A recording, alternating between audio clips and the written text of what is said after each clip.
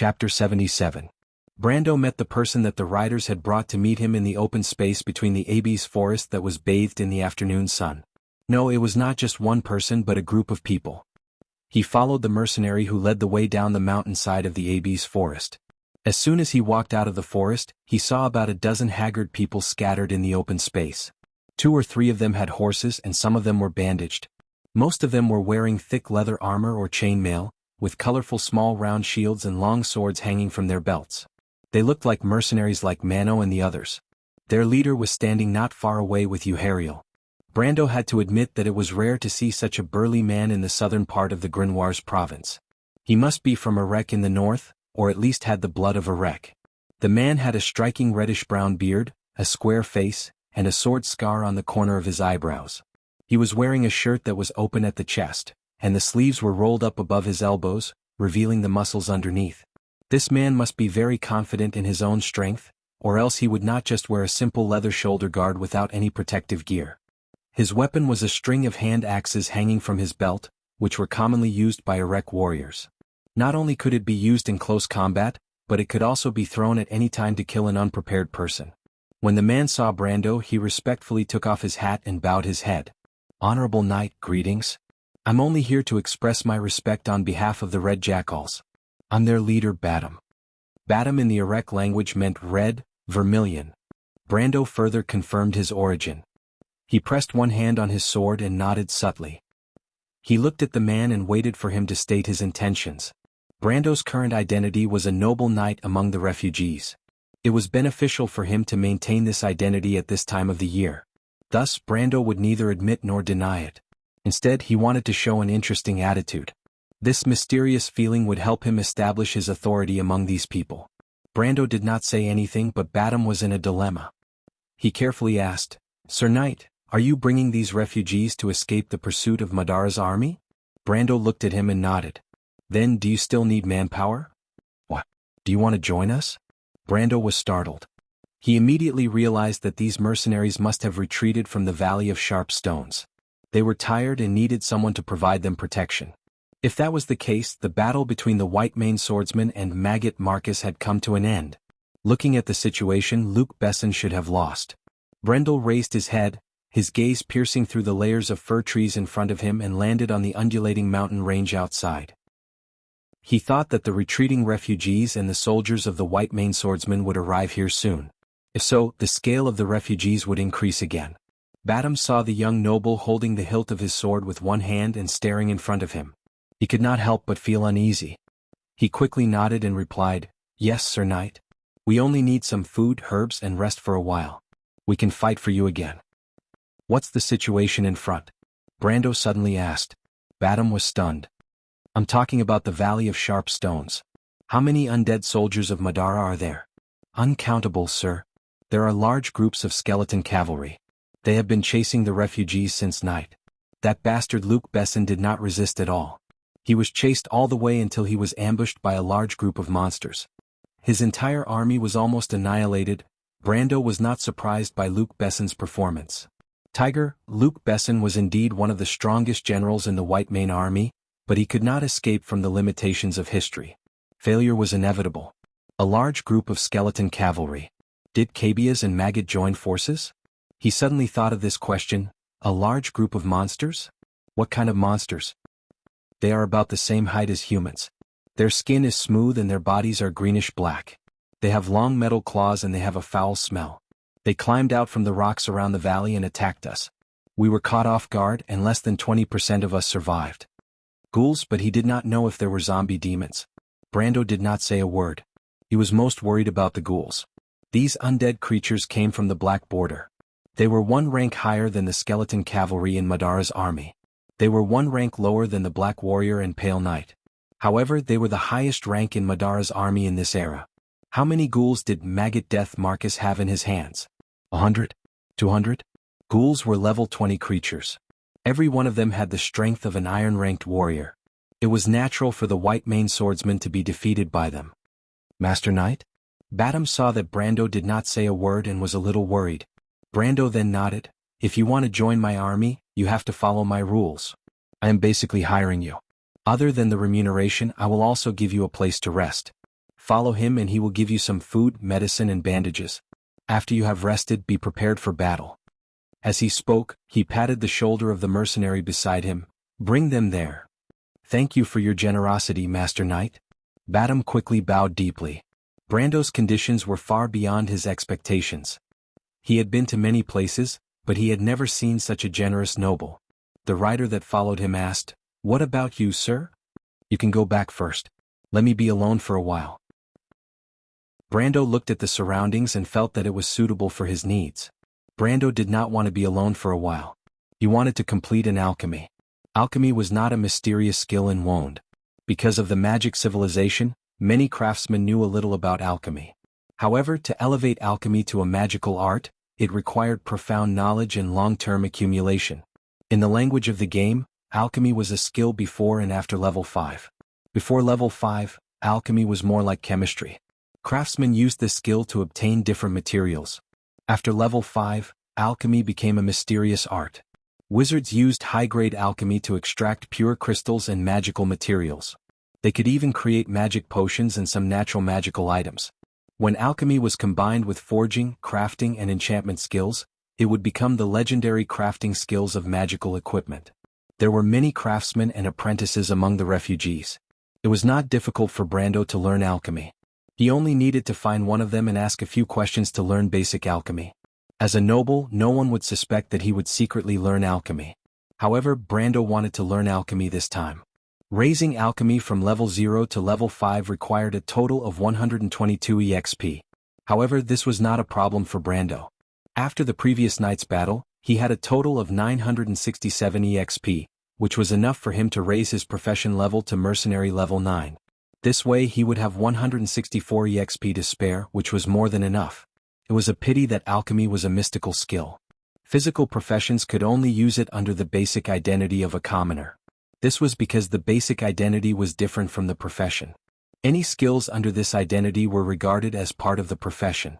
However, since the basic identity could not be raised, a skill under this identity could only be raised to a certain level. For example, a commoner could raise alchemy to level 5, a noble could raise it to level 7, and an alchemist could raise it to level 15. In fact, in the Amber Sword, the combination of identity and profession was a very particular skill. Sometimes, in order to obtain the skills of a wizard or a wizard to obtain the skills of a warrior, if he did not want to waste his EXP and attributes, he would think of changing his identity. Brando's ideal situation was to raise his alchemy to level 6 and be able to make magic potions. However, at this moment he could only give up. He waited for Badam and the others to leave with the rider for a while. After confirming that there was no one around, he went to the center of the open space alone. He carefully cleared an open space on the ground, then drew out his sword and drew a simple magic circle in the open space. Energy Conversion Magic Circle. The knowledge of magic circles came from level 4 alchemy. The craftsman used it to extract the free energy from the substance and convert it into a crystallized state. Then there was the blood refining magic circle. This was why Brando wanted to avoid others. The blood refining technique actually came from Madara's alchemy skills. It was one of the forbidden techniques in the Holy Cathedral of Fire. This was mainly because the blood refining would cause harm to the caster and was not in line with the basic teachings of the Holy Cathedral of Fire. However, the blood refining technique was a very practical technique because it could ignore alchemy equipment and allow the alchemist to complete some simple material synthesis under any circumstances. To be honest, although the Holy Cathedral of Fire strictly prohibited it, Erwin and crews did not use this technique in large numbers. Players were only concerned about the effectiveness of the technique. At most, they would only lose a level if they were discovered. Moreover, they would not be discovered usually, right? However, at this moment, Brando was still a little nervous. To the players, losing a level was a matter of losing his head. Although Charles had been keeping a lookout for him, he really didn't dare to challenge the authority of the Holy Cathedral of Fire so blatantly.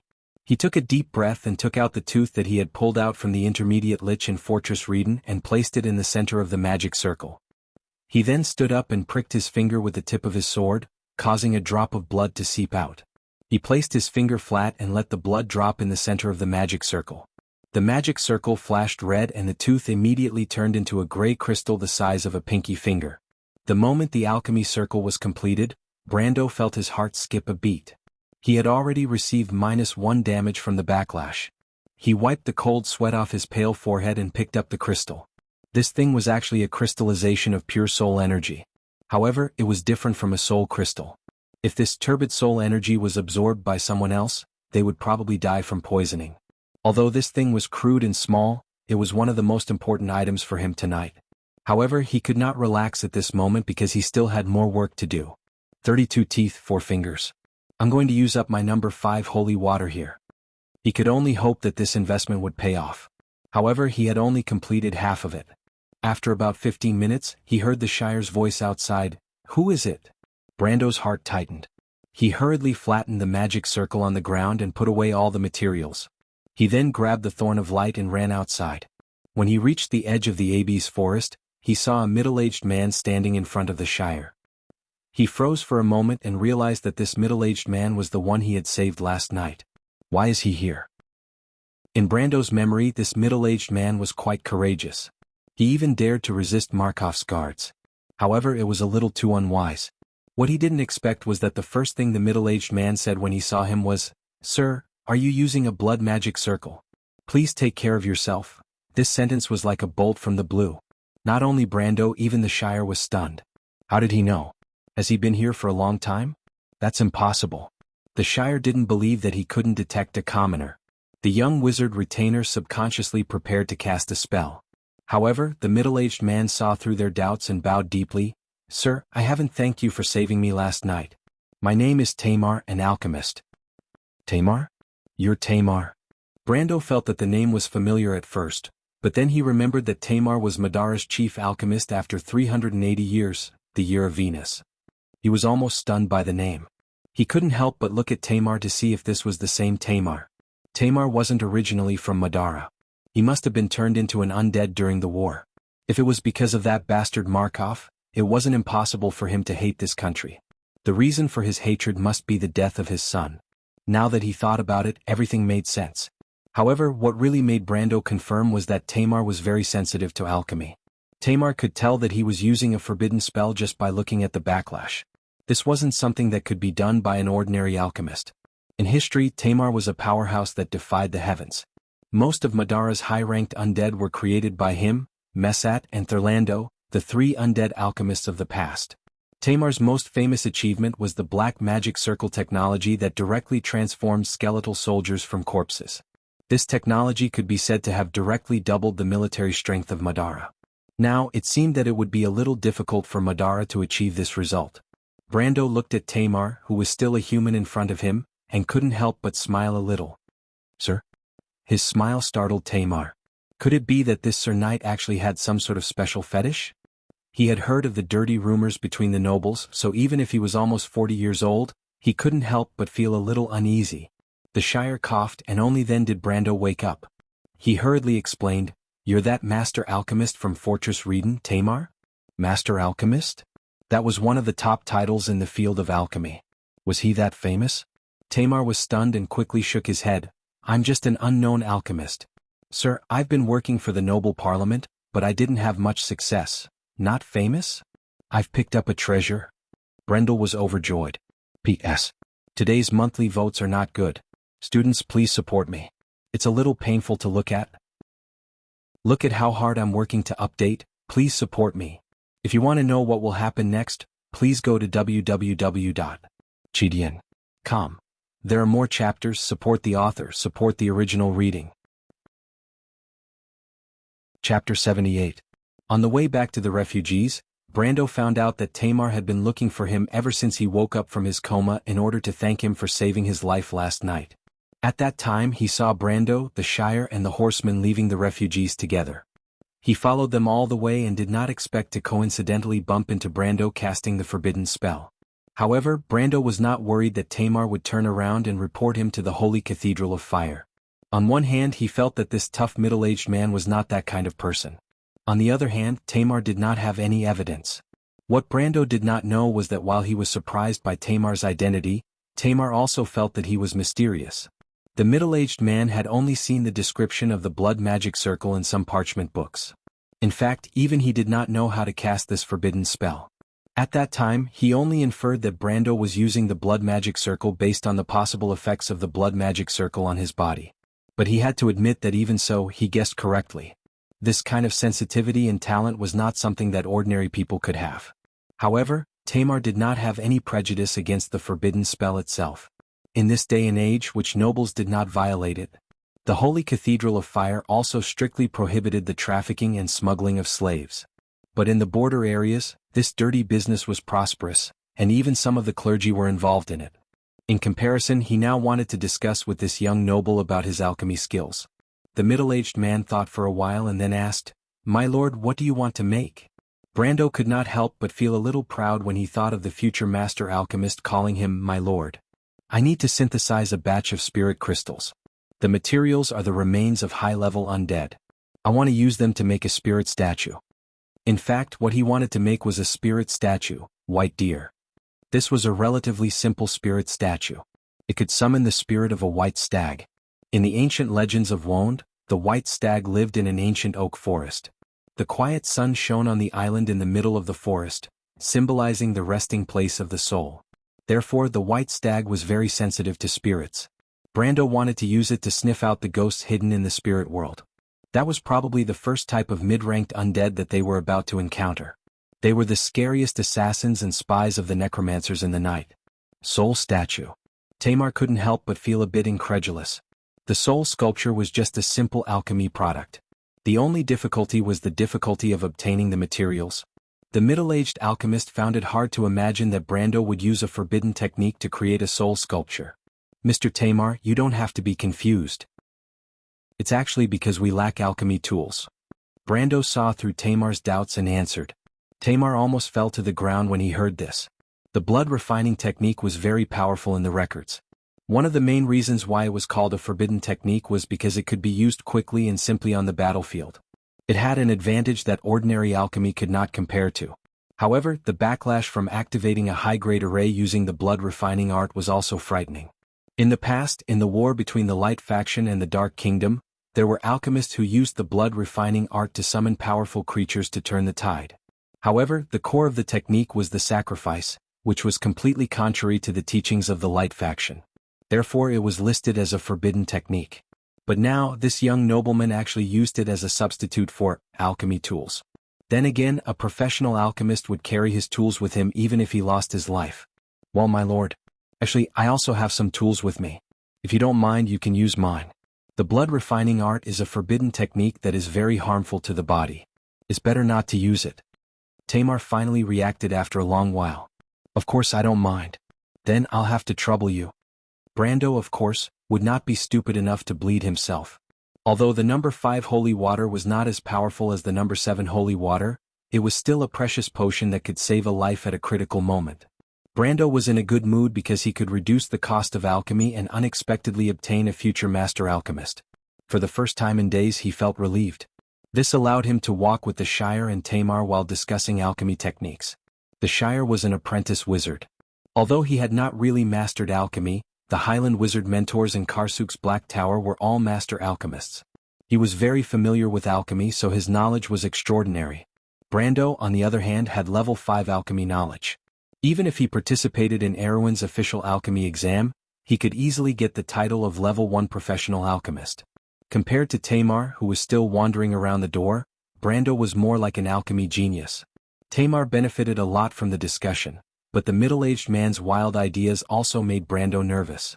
He knew that Tamar lacked the opportunity and external environment. Otherwise, he would one day become a legendary master alchemist.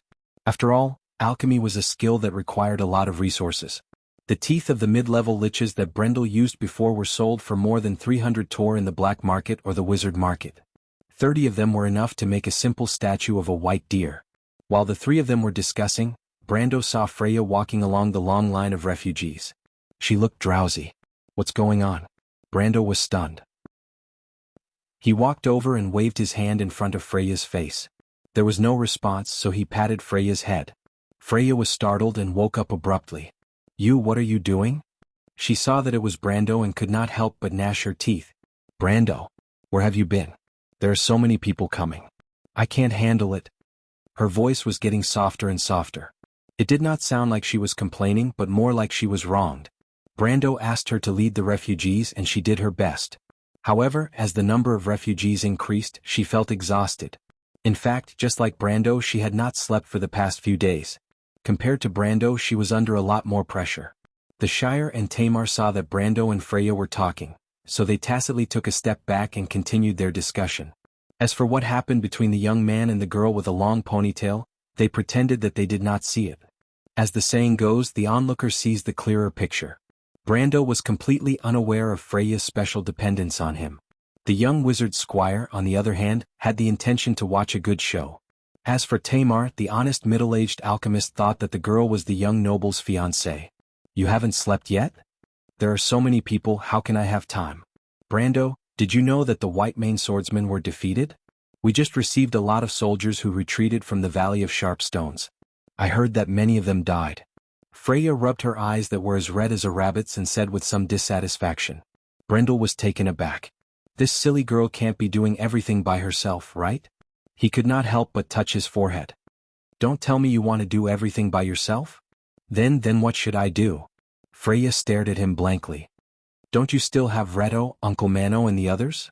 If you really can't do it, you can just pick a few people from the refugees and give them the power to help you. Brando felt that the ponytail girl was too stubborn. Why didn't you say so earlier? Brando knocked on her forehead. It has nothing to do with me, it's because you're too stupid. Freya's face turned red and she pushed his hand away. I'll talk to you later. She turned around and ran away as if she was on fire, leaving only a hasty back view. Brando shook his head and laughed when he saw the ponytail bobbing up and down. How was it? The Shire chuckled as soon as Freya left. Brando picked up the water skin and was stunned. What do you mean by how was it? Freya, she's a good girl. She's kind, serious and cute. Can't you see, my lord, she actually likes you? The young mage replied. Brendel had just gulped down a mouthful of water, and he could not help but spit it out. What did you say? I said, Miss Roman and Miss Freya, this is big trouble, my lord. Brando spent the whole afternoon carving a suitable container. After all, it was his first alchemy work. At first, Brando wanted to complete the base of the white stag by himself. But after cutting a few pieces of ABs, he soon found the gap between dreams and reality. The best product in his hand looked more like a carrot than a stag. He had no choice but to entrust this job to Tamar. Most professional alchemists should be good at crafting, tailoring, painting and even forging skills. Of course, Brando was an exception. When he got out of the carriage, it was almost evening. The sun was gradually sinking below the rolling mountains in the west. The afterglow of the setting sun plated the mountains with a beautiful bronze color. In the distance, the tip of the forest of ABs sparkled as if it was dyed with gold. Brando held the carriage with one hand and looked at the sunset. He could not help but think that if he kept going in that direction he would eventually come across a mountain that reached into the clouds, the Kalanga Mountains. The majestic mountain continued to meander westward, forming a peninsula in the Dead Moon Inland Sea. He remembered that his first expedition in the game had been through that forest, and they had finally reached the eastern shore of the Dead Moon Inland Sea. This was the world, it was so real in front of his eyes. After leaving the carriage, Brando spent some time looking for the Roman, but he could not find the future Romaine. In fact, Romaine was on her own adventure during the day. Most of the time you could not see her. He looked at the sky for the last time and it was starting to get dark. At around 7:30, Brendel ordered the refugees to stop at a deep ravine in the valley. The light here was even dimmer, and the shadows on both sides of the ravine made it difficult to see what was hidden in the shadows. When the mountain started to fog, it was accompanied by the sound of night owls in the distance. It was very creepy. But Brando knew that this was the only place where they could avoid the vision of Madara's skeletal vultures. When the night came, it would be the time for the ghosts to appear. After settling the refugees, Brando ordered the militia to cut down trees on the nearby mountain. He wanted them to make a batch of simple spears in a short time to replenish the new manpower. His core strength was still the public order cavalry, Mano and the others. Now it had expanded to more than 50 people. Since the beginning of the day, he had received close to 100 mercenaries and white mane light footmen. In addition to the militia recruited from the refugees, this number could be doubled. Therefore he did not lack manpower. What he lacked was weapons. The militia still had to share a sword with 3 people. This reminded him of the revolutionary ancestors in his world. On the other side, Brando ordered the Shire to gather the leaders under him. For example, Reto, Mano, Gasliel and the newly joined Badam. These people represented the small circles under him. He had to explain the plan to them tonight to prevent any mishaps. At 8 o'clock, the last ray of light disappeared into the horizon. The 12 stars of the Witch King's constellation were the first to appear in the eastern sky. Brando and the others stood at the top of the valley. He looked down at the refugees who were busy setting up camp and said, "You have seen the situation today. The White Mane Army and most of the refugees met with misfortune in the Valley of Sharp Rocks. I'm sure most of you have heard about it. Madara's tactic is not to chase us away. Instead, they want to kill us so that the news of the fall of Fortress Reden will not reach Vermeer. Then what should we do, my lord? At this time the undead army has far outnumbered us. Our riders said that they saw a sea of skeletons in the west. They move slowly during the day, but when night falls they are everywhere." Mano raised his head and asked, "And zombies?" Another person added. "Of course there's a way, but it's impossible to escape. Due to Luke Besson's failure, most of the death maggots and Cabiaz's elites are already in front of us. We need to find a shortcut from the other side." Brando replied, "So, have you heard of the remains of the saint?" Everyone was stunned. PS equals ___ equals monthly votes dropped to 3rd place, and it seemed that it was still slipping towards 4th place unstoppably. Students, please support me. My heart is bleeding as I look at my ranking dropping. But why do I feel so much colder today? My hands and feet are almost numb from the cold. Chapter 79. The Remains of the Saint? Legend has it that during the era of the sages, the ancestors opened up a sanctuary in the valley. There were statues of ancient kings at the entrance of the valley, and any dark creatures that tried to enter would be struck by lightning. Even the power of darkness within a 1-kilometer radius of the valley would be suppressed to a minimum. Then, during the Dark Era, the humans, elves, and dwarves came out of the sanctuary and defeated the Twilight Dragon Calamity, under the leadership of the Azure Knight. Only then did the Year of Chaos begin. "It is the remains of the saint, the guardian valley of the kings, your highness," Oberway replied. "He can find such a place?" The princess had already changed her cup of tea, but she did not pay much attention to it. Even the white porcelain teacup with golden edges that she liked was ignored. She only used her slender fingers to fiddle with the silver spoon. That young man should have known about it beforehand, but he did not know the general location. Oberway replied. "But his method of finding the way is quite ingenious. Your Highness should have heard that the Witch Queen of Bunasan inherited the power of fate and the stars from generation to generation.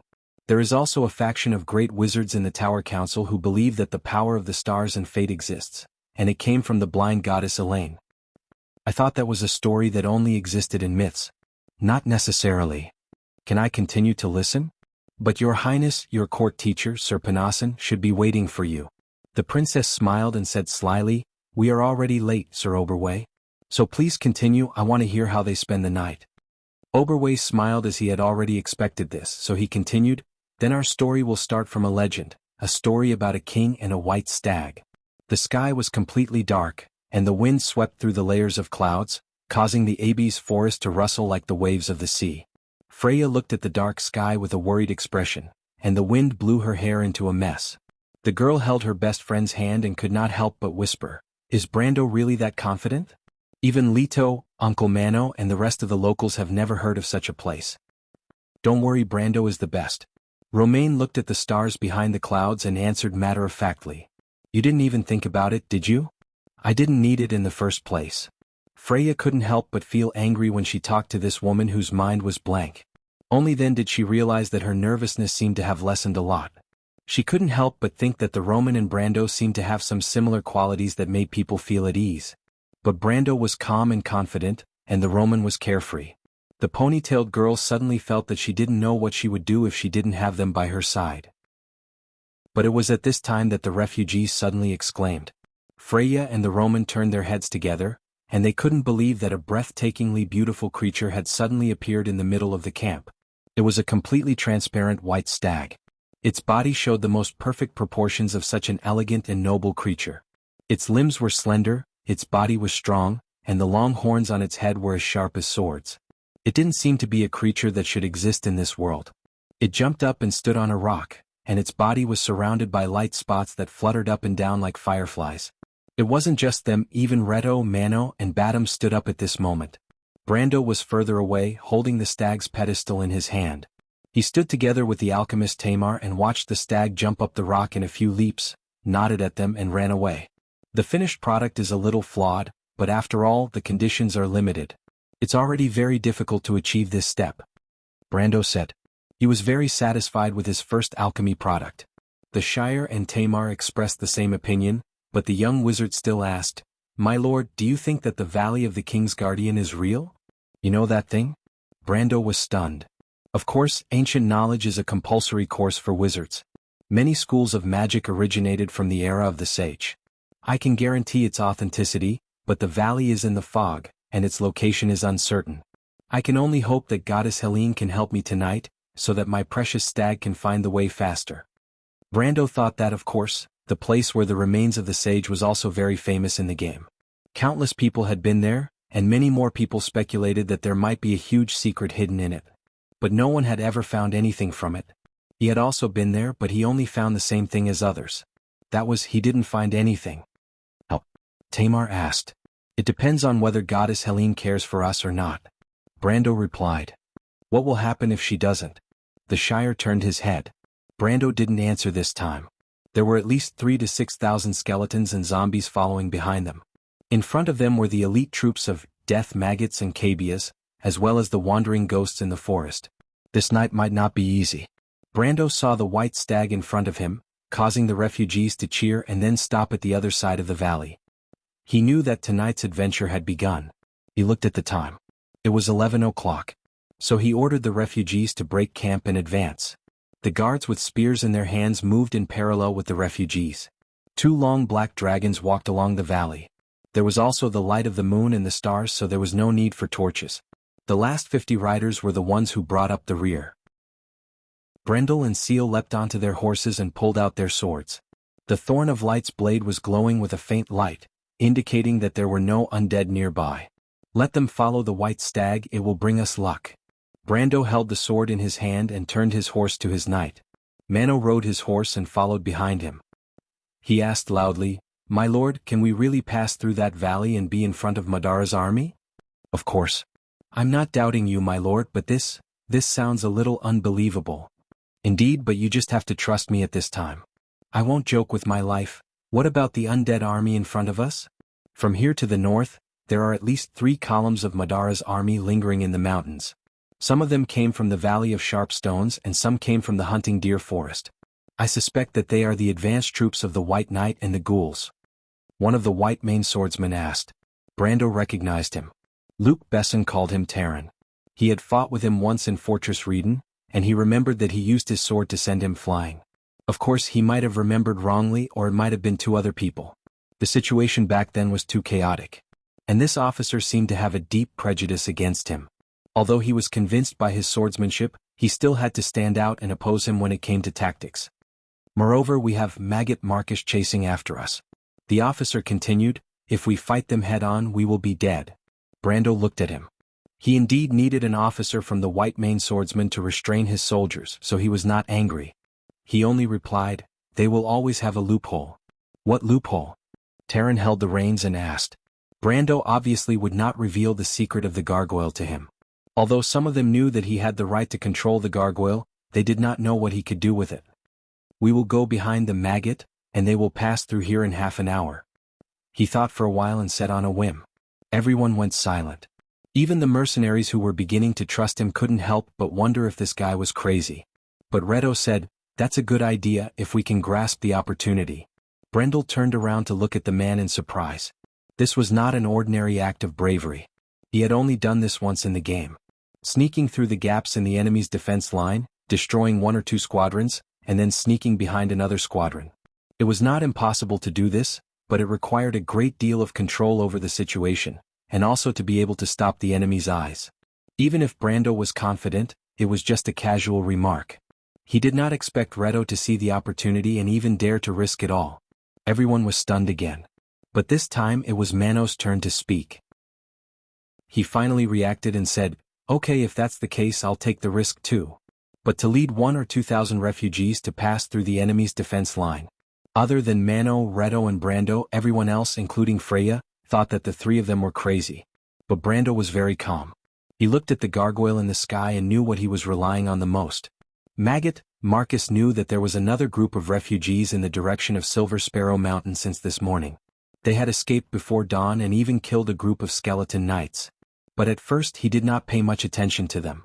After all, most of the refugees escaped into the deer-hunting hills in scattered groups. Compared to the group of refugees who were with the white-maned swordsman in the Valley of Sharp Stones, they were the core of his and Kabia's operation. Humans were really weak.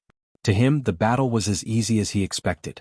The white-maned army was known as Erwin's regular army, but they were also weak in front of Madara's army. After chasing them for the entire day and delivering the final blow, the battle ended before sunset. Although the vanguard suffered heavy casualties, they were only cannon fodder. The ghouls and Kabia's skeleton cavalry did not suffer any losses. Compared to that, the battle last night hurt him the most. It would take a long time for more than 40 skeleton cavalry to accumulate. Marcus then turned his attention to the group of refugees. Lord Tarkus had ordered them to seal off the Valley of Sharp Stones. Every troop that participated in the battle did not dare to be careless. However, he immediately sensed an unusual aura. The enemy seemed to be very good at evading the detection of the skeleton vultures. Throughout the day they only caught sight of the group a few times, but in the end they still lost sight of them. This was not a good sign. Under the dim flame of the soul, Marcus spread out the sheepskin map and drew a few circles around the Silver Sparrow Mountain. Author's note: I did not disappoint. But what about everyone's votes? To be continued. If you want to know what will happen next, please go to www.chidian.com. There are more chapters. Support the author, support the original reading. Chapter 80. After the refugees left the valley, they headed east. Without a fire, the long line of refugees was immersed in darkness as they moved forward. Occasionally the group would meander through the mountain stream. Looking at the dark peak of the mountain, it was the tip of the Abyss. If it were not for the stars, it would be difficult for anyone to identify the direction in such an environment. The people at the back could only passively follow the group in front, one after another. The entire group was made up of ordinary citizens. Although they were more conscious due to fear, it was inevitable that they would make a ringing sound as they moved forward. Under Brando's instructions, Freya divided the refugees into a few areas, and each area had 2 core members who were responsible for maintaining order. Freya told the citizens what to do, and Brando told them what to do if they did not do so. This was the only way to restrain the entire group. However, the experienced captains were not too worried. Reto and Mano had rich battle experience, and they told Brando that the sound would not travel too far in the dense forest. At most, it would be like a whisper from an arrow's distance. On the other hand, the white-maned swordsman's dragon-subduing tower was listening to the wind. The rustling of the trees had long suppressed all other sounds, and Brando's hearing was not as effective as his sight in such an environment. Brando listened to the sound of the wind from afar. It sounded like the rustling of pine trees, or the chirping of birds in the Abyss forest. But when he listened carefully, there was a different feeling. It was light and long, as if a group of strange instruments were playing in the mountain wind. It also sounded like a mysterious whisper, as if an unknown existence in the forest was telling the world something. In Grimoires and even in the entire southern region of Erwin, people described the whispers in the forest as the witch's bewitching whispers. It was said that many people never returned from the forest because they fell into the witch's trap. Of course, these legends were not credible, but at this moment, there was a strange sense of mystery. Brando led the horse and walked at the side of the group. The other mercenaries followed behind him. Because everyone only had one horse, the riders tried their best to conserve the stamina of their horses in preparation for any possible battle. Although the war horses in this world were abnormally strong and had about 20% more stamina than the average horse, in fact, the cavalry rarely used horses as mounts. This was because in the war here they were too weak. They had already deviated from the valley by about 10 miles to the east. In fact, they had already left the range of Silver Sparrow Mountain. This was not like a highly developed society where even the tiniest mountain had a code name. For example, Brando did not know what this mountain should be called. It was supposed to be part of the southeastern extension of the Stag's Hills, but it was off the main road and was uninhabited. It was only in the hunting season that the hunters passed through it, and their cottages could sometimes be seen in the hills. Brendel had already released the gargoyle and had it move towards the southwest direction. At the same time, the cavalry scouts also retraced their steps. About half an hour later, the news came back. The 2 seasoned mercenaries were pale when they saw Brando. They found skeletons half the distance between them and the mountains. Brando could imagine the scene. When you saw a sea of grayish-white creepy skeletons slowly appear from the top of the mountain, then slowly spread over the forest, and then poured down the mountain, leaving only the sound of hua-hua in the mountains. It was really shocking. So, while he gently comforted the two mercenaries to rest, he also told the others about the weakness of the skeletons so that they would not lose their fighting spirit because of the approaching danger. He also sent out scouts to the northwest. Brando knew Madara's habitual arrangement at this time of the year. It was progressive, and not only could it be mobilized flexibly, but the range of the scouts' control was also very large, and they could provide support from the front and back. This tactic was designed to make full use of the advantage of Madara's undead army. In fact, in the early days of the War of the Black Rose, the Dark Lords once carried this tactic forward with excellent mid-level and low-level commanders. But it had a fatal flaw. That was the eyes. Once the support of the Ghost was lost, there would be a huge gap between the squadrons, especially in such a mountainous area, where it was easy for the enemy to cut through. And another weakness was that if the commander was too weak, this arrangement could easily play the classic, adding fuel to the fire situation. Of course, the reason why Madara dared to use this arrangement before the Second War of the Black Rose was that they were confident in themselves. They had too many outstanding talents at their disposal in this era. On the other hand, there were not many ways to detect ghosts in this era. It was just that Brando happened to know one. He could not help but look up at the hillside. Mano led the militia through the forest of Abes. The seasoned mercenary kept looking back at the beautiful white stag in the valley below. Brando told him that the stag would show them where the terrible undead were hiding. Mano had his doubts. If he wanted to fight, he had to follow the rules and not be as secretive as the wizards. Just like at this moment, they had already left the group of refugees far behind them, almost a mile away, but that beast still didn't react at all. But just as he was about to curse, he saw the elegant creature suddenly turn its head in a direction and put its hooves on the ground, showing an anxious look. Over there. Mano immediately pointed his curved sword forward and ordered the others to quickly rush over. In that direction was the forest of Abes, which was no different from other places. But just as they were about to flank it, a faint light emerged from the forest like a pale shadow, and then gradually formed a halo of light in the shape of a human floating in the air. "Isn't that a ghost, Martha above?" It was not only the militia behind him, but even Mano himself stopped in his tracks. But the pale figure had already let out a shrill scream and pounced on the militia with bared fangs. The ferocious scream made everyone's heart turn cold, but it also made the forest quiet down. Mano felt that he had never fought such a strange battle in his life. For a moment, the face of the ghost looked like many of his comrades who had passed away, but he quickly shook his head and threw the thought out of his mind. Brando had warned him that all of this was an illusion, and he must not let it take advantage of him. He did not dare to doubt the young man at all. The scene in front of him was too strange. Mano tightened his grip on the curved sword in his hand. The bright blade swung out, and the blade went through the ghost's body, but a layer of ice immediately formed on it. Mano knew it was not good. There was no physical impact, which meant that his attack had missed. The ghost was between a spirit body and a physical body, so physical attacks had a 50% chance of missing. Mano did not have time to make any big movements to dodge. The pale fingers of the ghost had already reached for his face. He tilted his head at the critical moment and let the slender fingers pass through his shoulder. The veteran mercenary immediately felt a piercing cold on his shoulder, as if he had lost all feeling in his left arm. "Attack, you bastards!" He took the opportunity to fall to the right, and then shouted at the stunned militia. Only then did the townsfolk react. They raised their spears and stabbed at the spirit. 3 spears directly pierced through the faintly discernible shadow, but the other 2 spears held the ghost up, causing it to let out a shrill cry. Manua took advantage of the situation to jump up from the ground and stabbed at the pale figure. This time he was lucky. The sword hit the ghost's soul. The strength of a black iron swordsman burst out in an instant, and the ghost screamed and disappeared. Everyone was relieved. They could not help but sit on the ground weakly. No one said a word. In fact, even Mano, the veteran mercenary, was a little worried. But at that moment, there was only one thought in his mind. How did the young man know all this? The young man looked away. Mano and Badam did a good job. He could not help but feel lucky that he had these veteran mercenaries under him. Otherwise, it would be troublesome for him to deal with these mid-level undead. However, the soul statue, White Deer, was actually a very common exorcism item, but it required a certain amount of imagination to relate it to military affairs. Brando could not help but look back at Freya. This method was actually invented by the goddess of war. Did he plagiarize? But in any case, Madara had lost these ghosts as their eyes, and they must be feeling uncomfortable tonight. Perhaps the necromancers who controlled them would soon find that the ghosts they sent out had all disappeared in a certain direction, but this did not mean anything. They still needed to verify and wait for news again. 1 or 2 hours was enough for him to do a lot of things. The gargoyle continued to fly to the southwest. Brando finally saw a skeleton cavalry passing through the forest.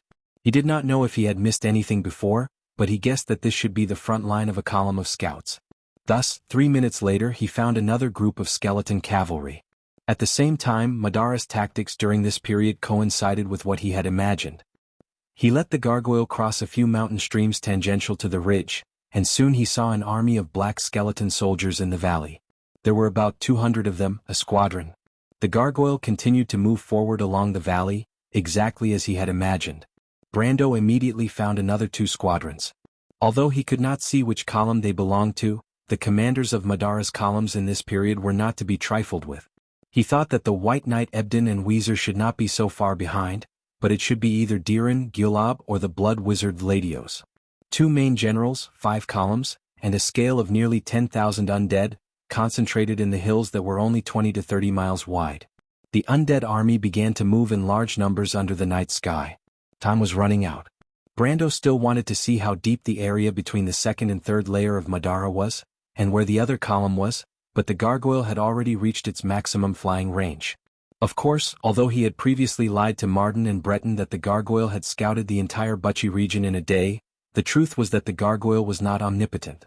1:05 a.m. News came from the northwest. Just as Terran had predicted, a large number of zombies had appeared in that direction. The elite troops of the Death Maggot had indeed arrived from the Valley of Sharp Rocks. When the news spread among the mercenaries, everyone's face was solemn. They had a glimmer of hope, but they did not expect the situation to develop towards the worst. As a result, the group of refugees was surrounded. Of course, unless they could speed up and break out of the encirclement before it closed in on them. But the mercenaries looked at the refugees, then looked at Freya and Brando, and knew that this was not possible. For a moment, everyone was silent. Freya nervously grabbed the reins and subconsciously looked at Brando.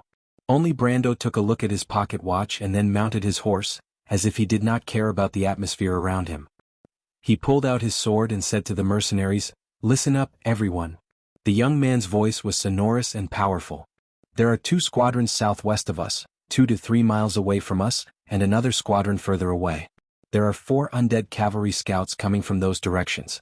What I want to tell you is that we need to kill 2 of them, and attack one of the squadrons to open up an opening. We also need to go behind the Death Maggot, just as we planned. We have 2 hours to complete all of this. After 2 hours, we will start playing hide-and-seek with the undead army of Madara." Brando raised his sword and pulled the reins to make the horse turn in front of everyone with a mocking expression. "What, are you afraid?" There was a complete silence. At this moment, everyone was stunned. How did this young man know all of this? He could not be speaking without thinking, right? But although Brando surprised everyone every time, most of them knew that he never spoke without thinking. Especially when he stood upright on his horse and raised his sword to point to the southwest. Every word he said was spoken with certainty, just like when he led them to charge in the first place. It was as if the direction his sword pointed was the path to a miracle. No matter how difficult and dangerous it would eventually open up a path. It was a path of blood left behind after the thorns parted. Brando looked at these people without saying a word, just like when he led those like-minded people to charge into Madara. Someone once said that he was the most qualified leader of the attack because once he made a decision he would press forward. No one spoke. But all the mercenaries got on their horses, and there was a sound of metal scraping. Everything is for victory. Long live Erwin. Author's note, today's first update. Seeing a friend in the book review section saying that they want to exchange their tickets for updates, I feel a little sad. I've always felt that the number of votes should be more than the number of votes.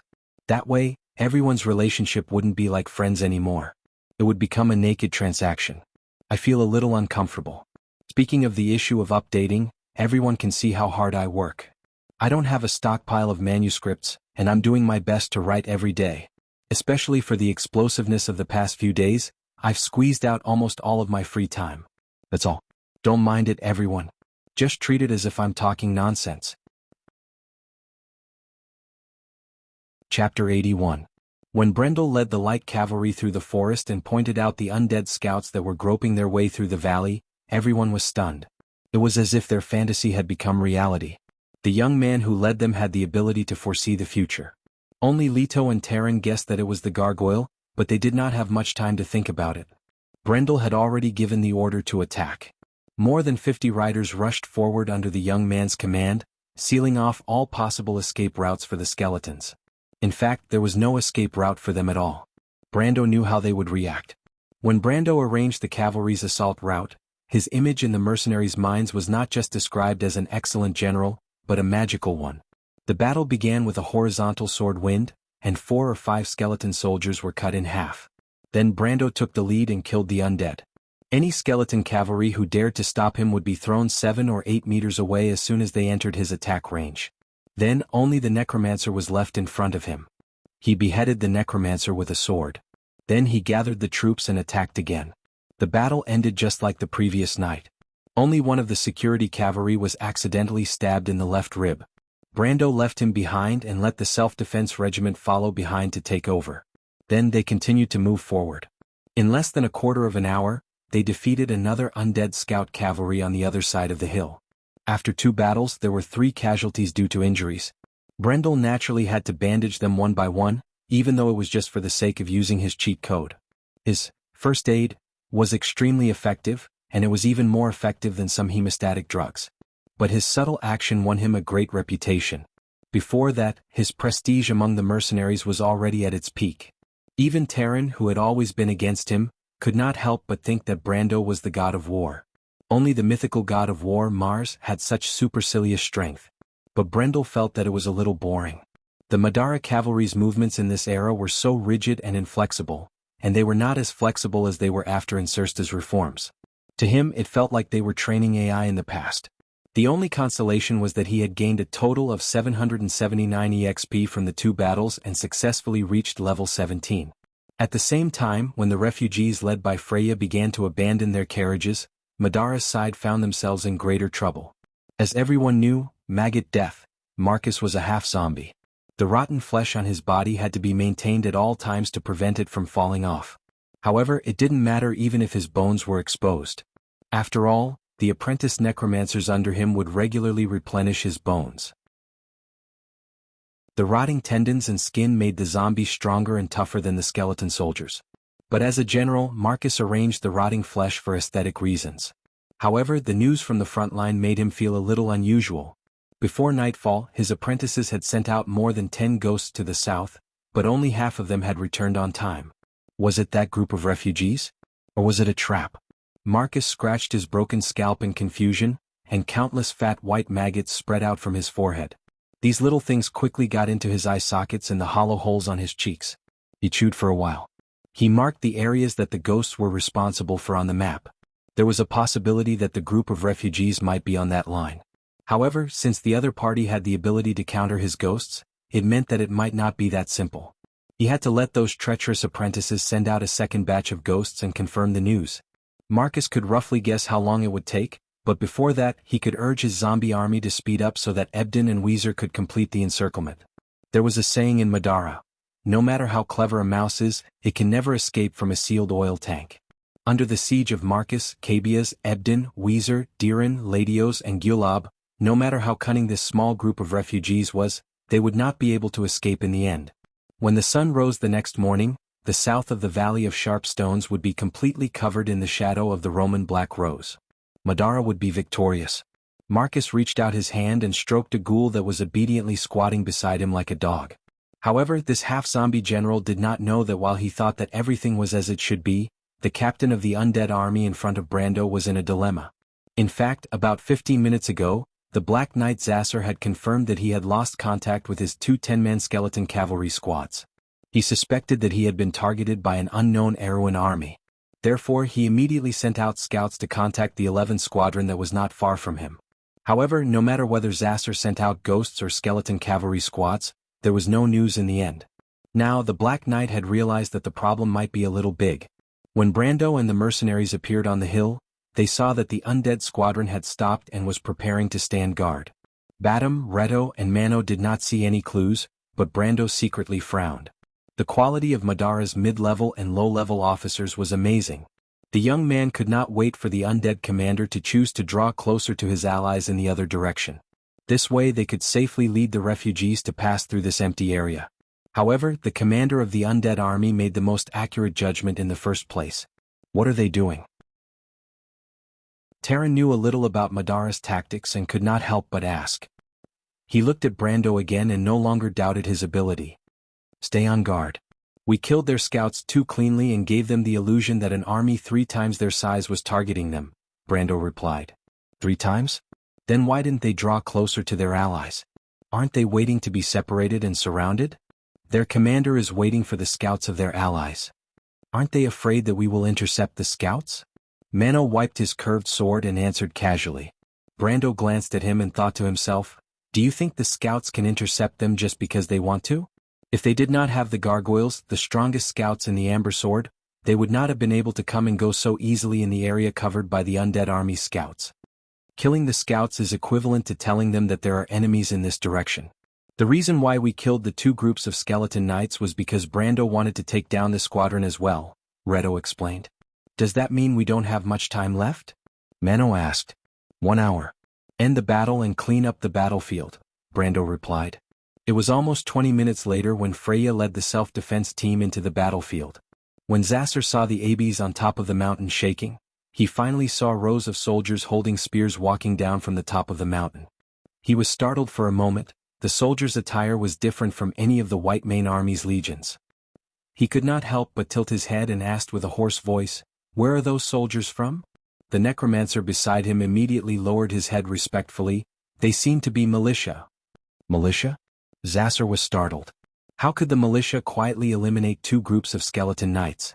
The Black Knight felt that there was something fishy going on. He could not help but stand up on his horse and made a gesture behind him. Change the bows, mark 140 feet, throw, release. The skeleton soldiers immediately took off the longbows on their waists and opened the bows. Then they released the bowstrings with a whang sound, and black arrows flew high into the sky and into the forest of ABs. The mountain wind was strong, and the arrows were not very accurate.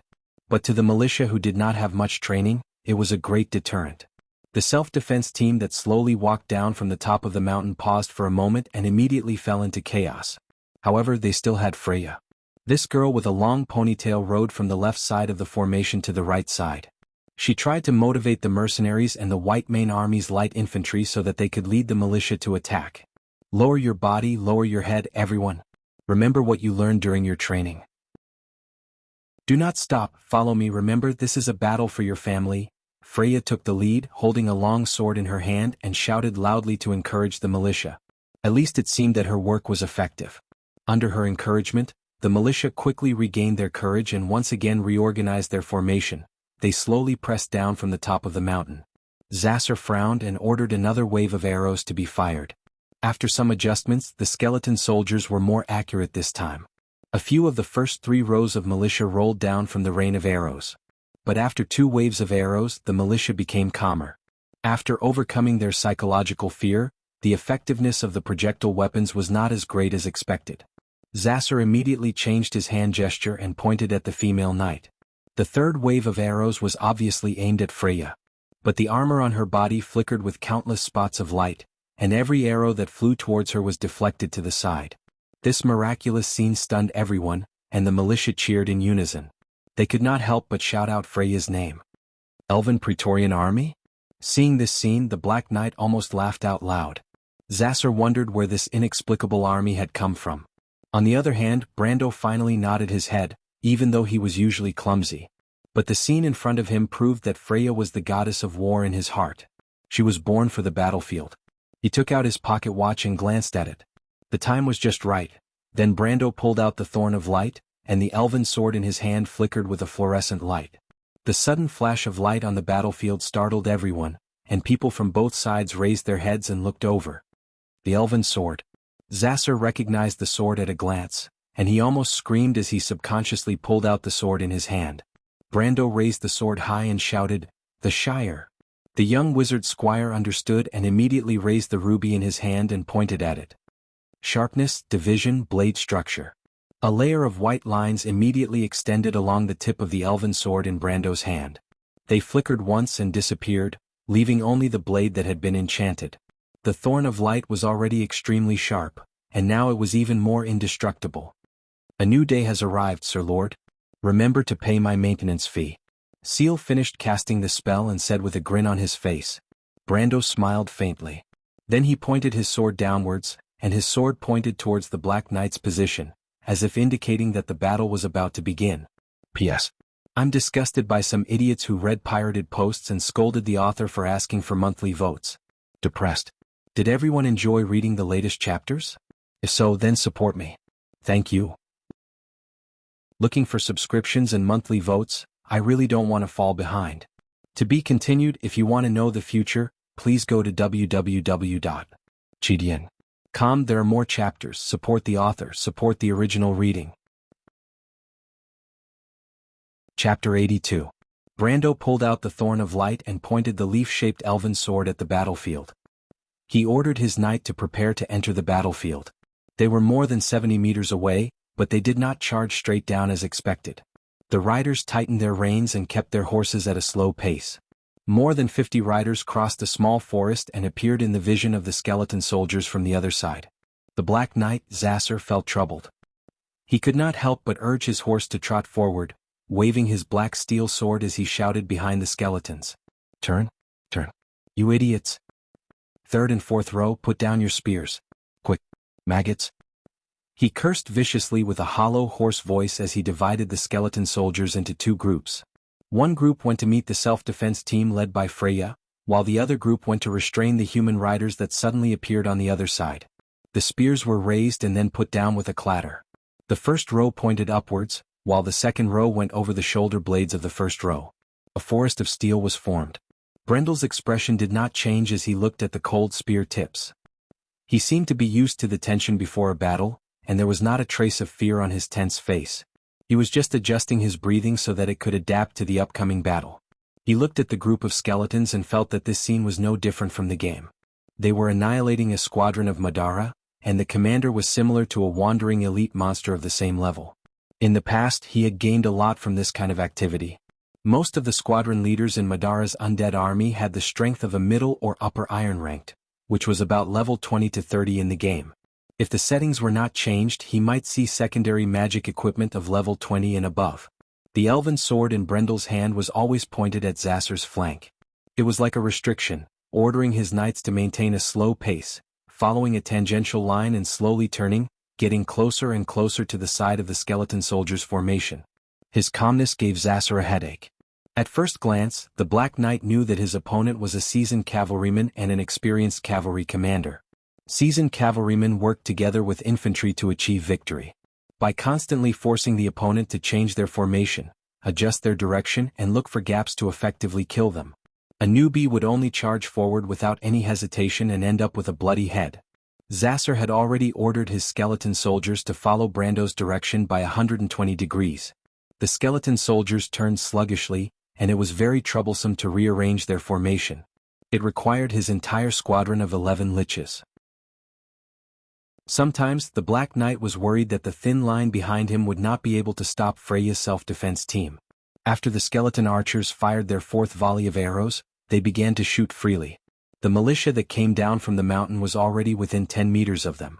These militia consisted of civilians, light infantry, and mercenaries.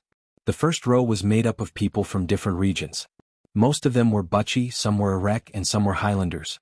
These young and middle-aged people had varying degrees of fear and nervousness on their faces. They breathed out white fog in the cold night, forming a wall. Everything behind them seemed to be blurred. They were holding wooden spears or Madara's nether steel longswords, and all of them gripped them too tightly, causing their movements to become stiff and deformed. Their breathing became erratic, but they were pushed forward subconsciously by the people behind them. Right in front of them was a sea of white skeletons. The undead would never be afraid, nor would they be excited. One by one they remained motionless, holding their spears with both hands. There was no joy, no sadness, and no thought. Only the orange flames of the soul burned in their empty eye sockets. But it was this kind of enemy that was terrifying. The girl with a long ponytail was anxious as she looked at the enemies. The future goddess of war knew that if she let them go, she would be the first to collapse. She gritted her teeth and turned her horse around.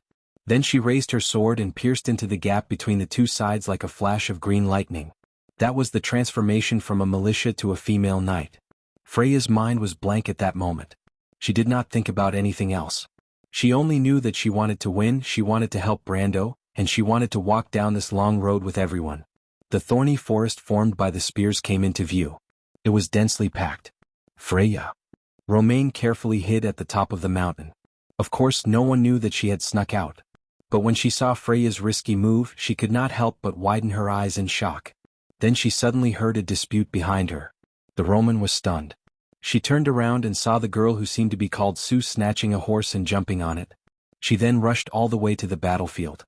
So she knew how to ride a horse too. The Roman lay on the rock and thought that riding a horse was interesting. Freya gritted her teeth and raised her steel sword. Clack, clack, clack. Every spear that was aimed at her was deflected into the air. She rode her horse and charged through Madara's front line, causing the skeletons to retreat one after another. But she could only deal with a small number of them. The spears passed through the line of defense. The feather of the wind lit up and circled around the ponytailed girl's half-body armor. It was about 7 millimeters thick and was enough to cut through most of the attacks. But there were still some that escaped. 2 spears burst out from the forest of thorns and hit Freya's breastplate, leaving a white mark on both sides. The other spear pierced into her waist, and red blood gushed out like a fountain. Freya grunted and cut down the spear with her sword. Then she gritted her teeth and turned around, leaving the battlefield from the other side. Behind her, the self-defense regiment and the undead army of Madara had collided. The spears of the skeletons were lifted up high by Freya, and they were forced to retreat. But when they collided with the militia, they were unable to withstand the huge force and were forced to retreat. He was shocked when he felt the line of defense behind him crumbling. He thought that his undead army would be able to hold on for a while and buy him some time, but he did not expect it to collapse so quickly. He turned his head and saw the female knight wearing the sky-blue elven armor. She was focused on encouraging her subordinates, the White Mane Army's light infantry, and the mercenaries to form a torrent that continued to advance forward. They continued to advance forward and open up a bigger path of victory. The Black Knight could not help but take a deep breath. If he had enough liches, he could have reorganized the formation. This was one of the main characteristics of the undead army. But now he was focused on the other side. Brando and his knight were eyeing him. Thinking of this, he was shocked. He turned around and saw that the group of human knights had adjusted their direction and were facing him. The knights gradually got closer and their horses began to trot. Brando raised his sword. The 50 knights behind him raised their swords. Kill? Erwin will win. The earth rumbled as the knights roared into the forest. The rocks on the ground trembled as if they were dancing. However, the skeletons that were slowly retreating from behind were messing up Zasser's formation. More than a dozen liches were surrounded and helpless. He chopped down a skeleton soldier that blocked his way and shouted in a hoarse voice, "Let's go! Flatten the spears." Brendel was as fast as a black meteor.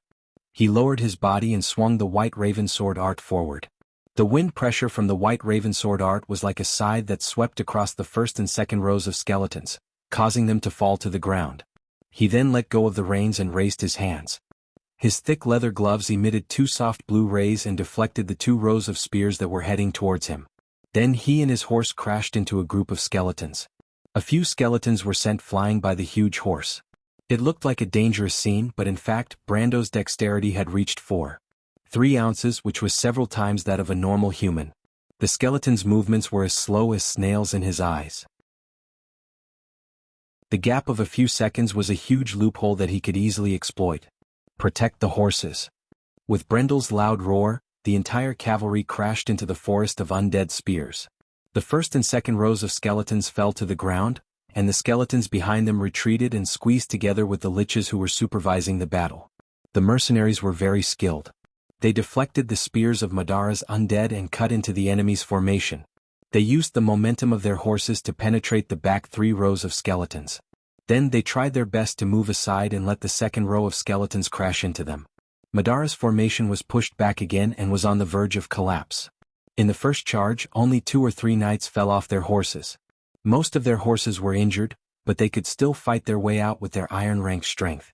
It could be said that Brando's charge was a group of Erwin's sergeant major rank and above. The impact was so great that it was beyond his expectations. Although the attack did not penetrate the 200-strong undead army, it almost pushed them to the brink of collapse. Even Zasser could not believe that he had lost so quickly. The Black Knight saw two necromancers casting Veil of Darkness in front of Brendel's army, but Brendel ignored them as though he did not see them at all. Half of the necromancers' bodies fell to the ground in front of Zasser, burning with white holy flames. Another lich tried to hide further away and use decay, but he was cut in half by the young man's backhanded sword from 7 to 8 meters away. The lich fell on his back. Brando turned around again and swung his sword down. The elven sword passed through the skeletons, and the skeletons around him fell apart. White flames rose from the incomplete skeletons. The sacred flames connected as if the light of heaven surrounded the young knight. The demons danced and turned into ashes in an instant. It was as if he was walking on flat ground in front of an army of 10,000. Everyone couldn't help but gasp with their mouths agape. Brando raised his head again and locked his gaze on the Black Knight, Zasser. P.S. So sad are the me people complaining about that half-zombie. I wipe my tears. Also, before the work is released, let me first explain. The unit of energy level is Oz, not Z. Fine, if you want to blame someone, blame this stupid font. It has nothing to do with me. Today TT encountered a very sad matter and lost a few thousand yuan. Please comfort me. To be continued. If you want to know what happened next, please go to www.chidian.com to read more chapters. Support the author, support the original reading. Chapter 83. Even an army of 10,000 could not withstand a single strike. What kind of momentum was this? Not only the Black Knight, but the militia and mercenaries in the distance were also stunned. Was this still a human? Even the legendary Knight of the Templar was not as good as this, right? The humans, who were already in the rhythm of the attack, suddenly cheered in unison. Their morale was greatly boosted, and they almost burst out 3 or 4 times their combat power, pushing the undead back. Seeing this scene, Zasser knew that there was nothing he could do, but the dark and proud blood in his body prevented him from admitting defeat. What kind of army was this? Judging from their attire, they were just a ragtag army. They were not even as good as the militia. They were just a temporary army formed by a group of frightened refugees. However, they had a group of impressive backbone and commanders. Zasser could not help but wonder who they were. Where did they come from? Aween was just a dying kingdom. How could the rising Madara be defeated by such an army in a country that should be buried in the dust of history? Even its own citizens had lost the reason to fight for this land, and Zasser did not think that he should accept defeat from the other side. The Black Knight drew his sword, and the soul fire in his chest could not help but burn fiercely. He immediately turned around and pulled the lich beside him, pointed to the position of Brando, and ordered it to use Soul Pierce to attack the enemy. Then he patted his warhorse's neck and it began to trot. Together with the 3 black warriors, he separated the skeletons in front of him and went to meet the enemy. Zasser believed that even if he risked his life, there was still a chance to kill the enemy in the chaos. He wanted to take back the glory that belonged to him. This was the pride of Madara, the pride of the Dark Nobles. But at the same time, Brando also noticed the situation here. He immediately pointed to the Shire beside him. The young wizard immediately shot a white light from his hand and hit the lich who was casting a spell. But what Charles didn't expect was that after his spell hit the lich's ribs, it actually bounced off and dissipated into thin air. The Shire level was too low. Brando frowned when he saw the resistance effect of the spell. Since Brando was swinging his sword at the skull of a few skeleton soldiers, he was destined to not be able to withdraw his sword in time. However, Brando reacted quickly and raised his left hand. A bright sky-blue triangular formation appeared in his palm. The necromancer's secondary weapon, Spirit Pierce, was already out, while Brendel inserted 3 wind elemental crystals into his elemental pool and displayed the wind elemental card, Energy Loss. The sky-blue card symbolized the power of the wind. The wind was flexible and unpredictable, and the spells were mysterious. The wind-type card of Fate also had a similar power. A transparent, jagged spiritual wave shot out from the lich's forehead like a sharp knife.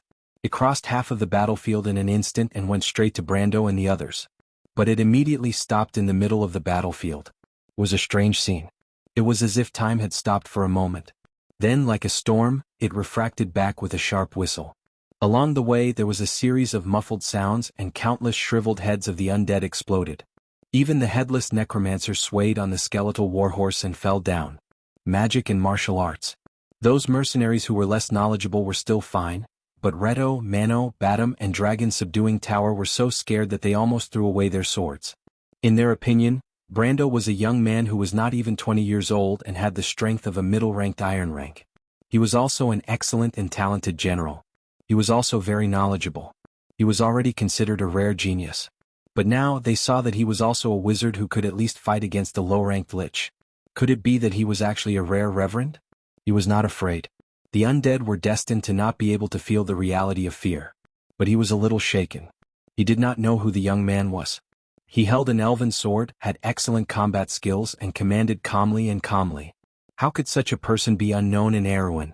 While he was hesitating, two of the black warriors had already passed him and went straight to Brando. But the young man's expression did not change. In the blink of an eye, he blasted away the two-handed sword in the hands of the first black warrior. It was as if the black warrior's strength of 5 ounces was fake. Then he raised his sword high and slashed at the shoulder of the black warrior. The elven sword was like a silver, vertical line from top to bottom. With a loud bang, the black warrior and his horse were smashed to the ground. Brando turned around and punched the great sword of the second black warrior, causing it to fly to the side.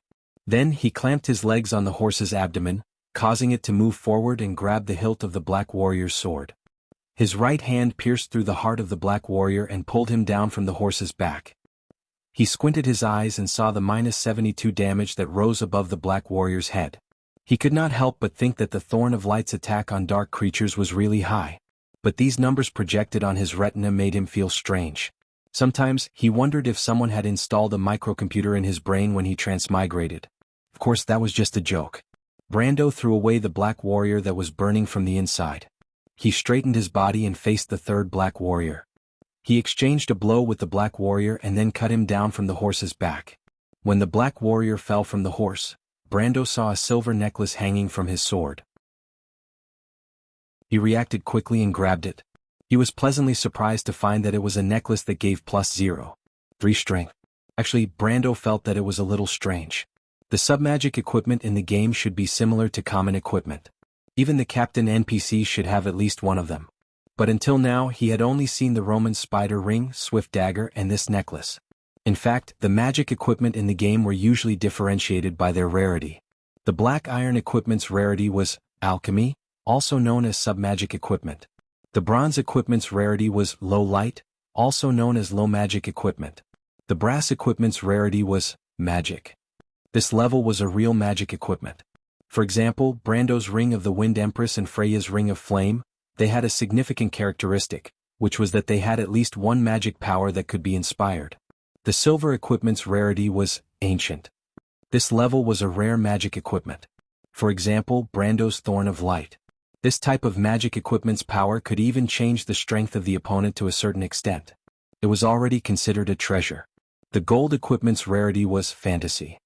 This level of magic equipment must have been passed down in the ballads of bards or items of fantasy. But although there were many legends that had been passed down in the history of a country, there were only a few that had been truly grasped by people. The dark gold equipment's rarity was mythical. This level of magic equipment's rarity was mysterious. With Brando's knowledge, he had only seen it in the hands of a few core members of a few major guilds. Of course, in the game, an item that was mysterious was often a symbol of status. As for divine artifacts, apart from the Mercury staff and a few other ancient lost artifacts, most of them were in the hands of the legendary Almighty. They were either the rulers of a country or the gods in the heavens. For example, Saint Tassol's Ring of the Wind Empress, or the Sky Dragon's Holy Lance, Azure. But in fact, in addition to the above abnormal things, glimmer, low magic items and alchemy, submagic items were still very common in the game. Vaunt was a high magic world, and magic in some rich places was indeed not as mysterious as people imagined it to be. But after coming to this world and battling Madara for so long, he did not see many of them. Even the boss of the Golden Tree did not drop any legendary items. If it wasn't for the fact that the loot in Gerald's tomb did not disappoint him, he would have doubted whether there was a difference between the game and reality. But today the necklace that the Black Knight dropped made him feel relieved. It seemed that the Grimoires region was a little too remote. But while he was in a daze, a black sword came at him. Brando was shocked and instinctively dodged to the side. The Black Knight was already in front of him. The young man could not help but look around. The Black Knight had lost his momentum. Even his guards were all dead. But the Black Knight still did not turn around and surrender. Could it be that he wanted to challenge him? He was stunned. Freya pressed on the wound on her waist with one hand, and she could not help but frown. But the ponytailed girl felt a little strange. She felt that she was more concerned about the damage to the half-plate of the Zephyr. She thought for a while and convinced herself that it was because the plate was too valuable. The militia was chasing the defeated skeleton soldiers to the side of the valley. Brando's order was not to let any of the undead escape.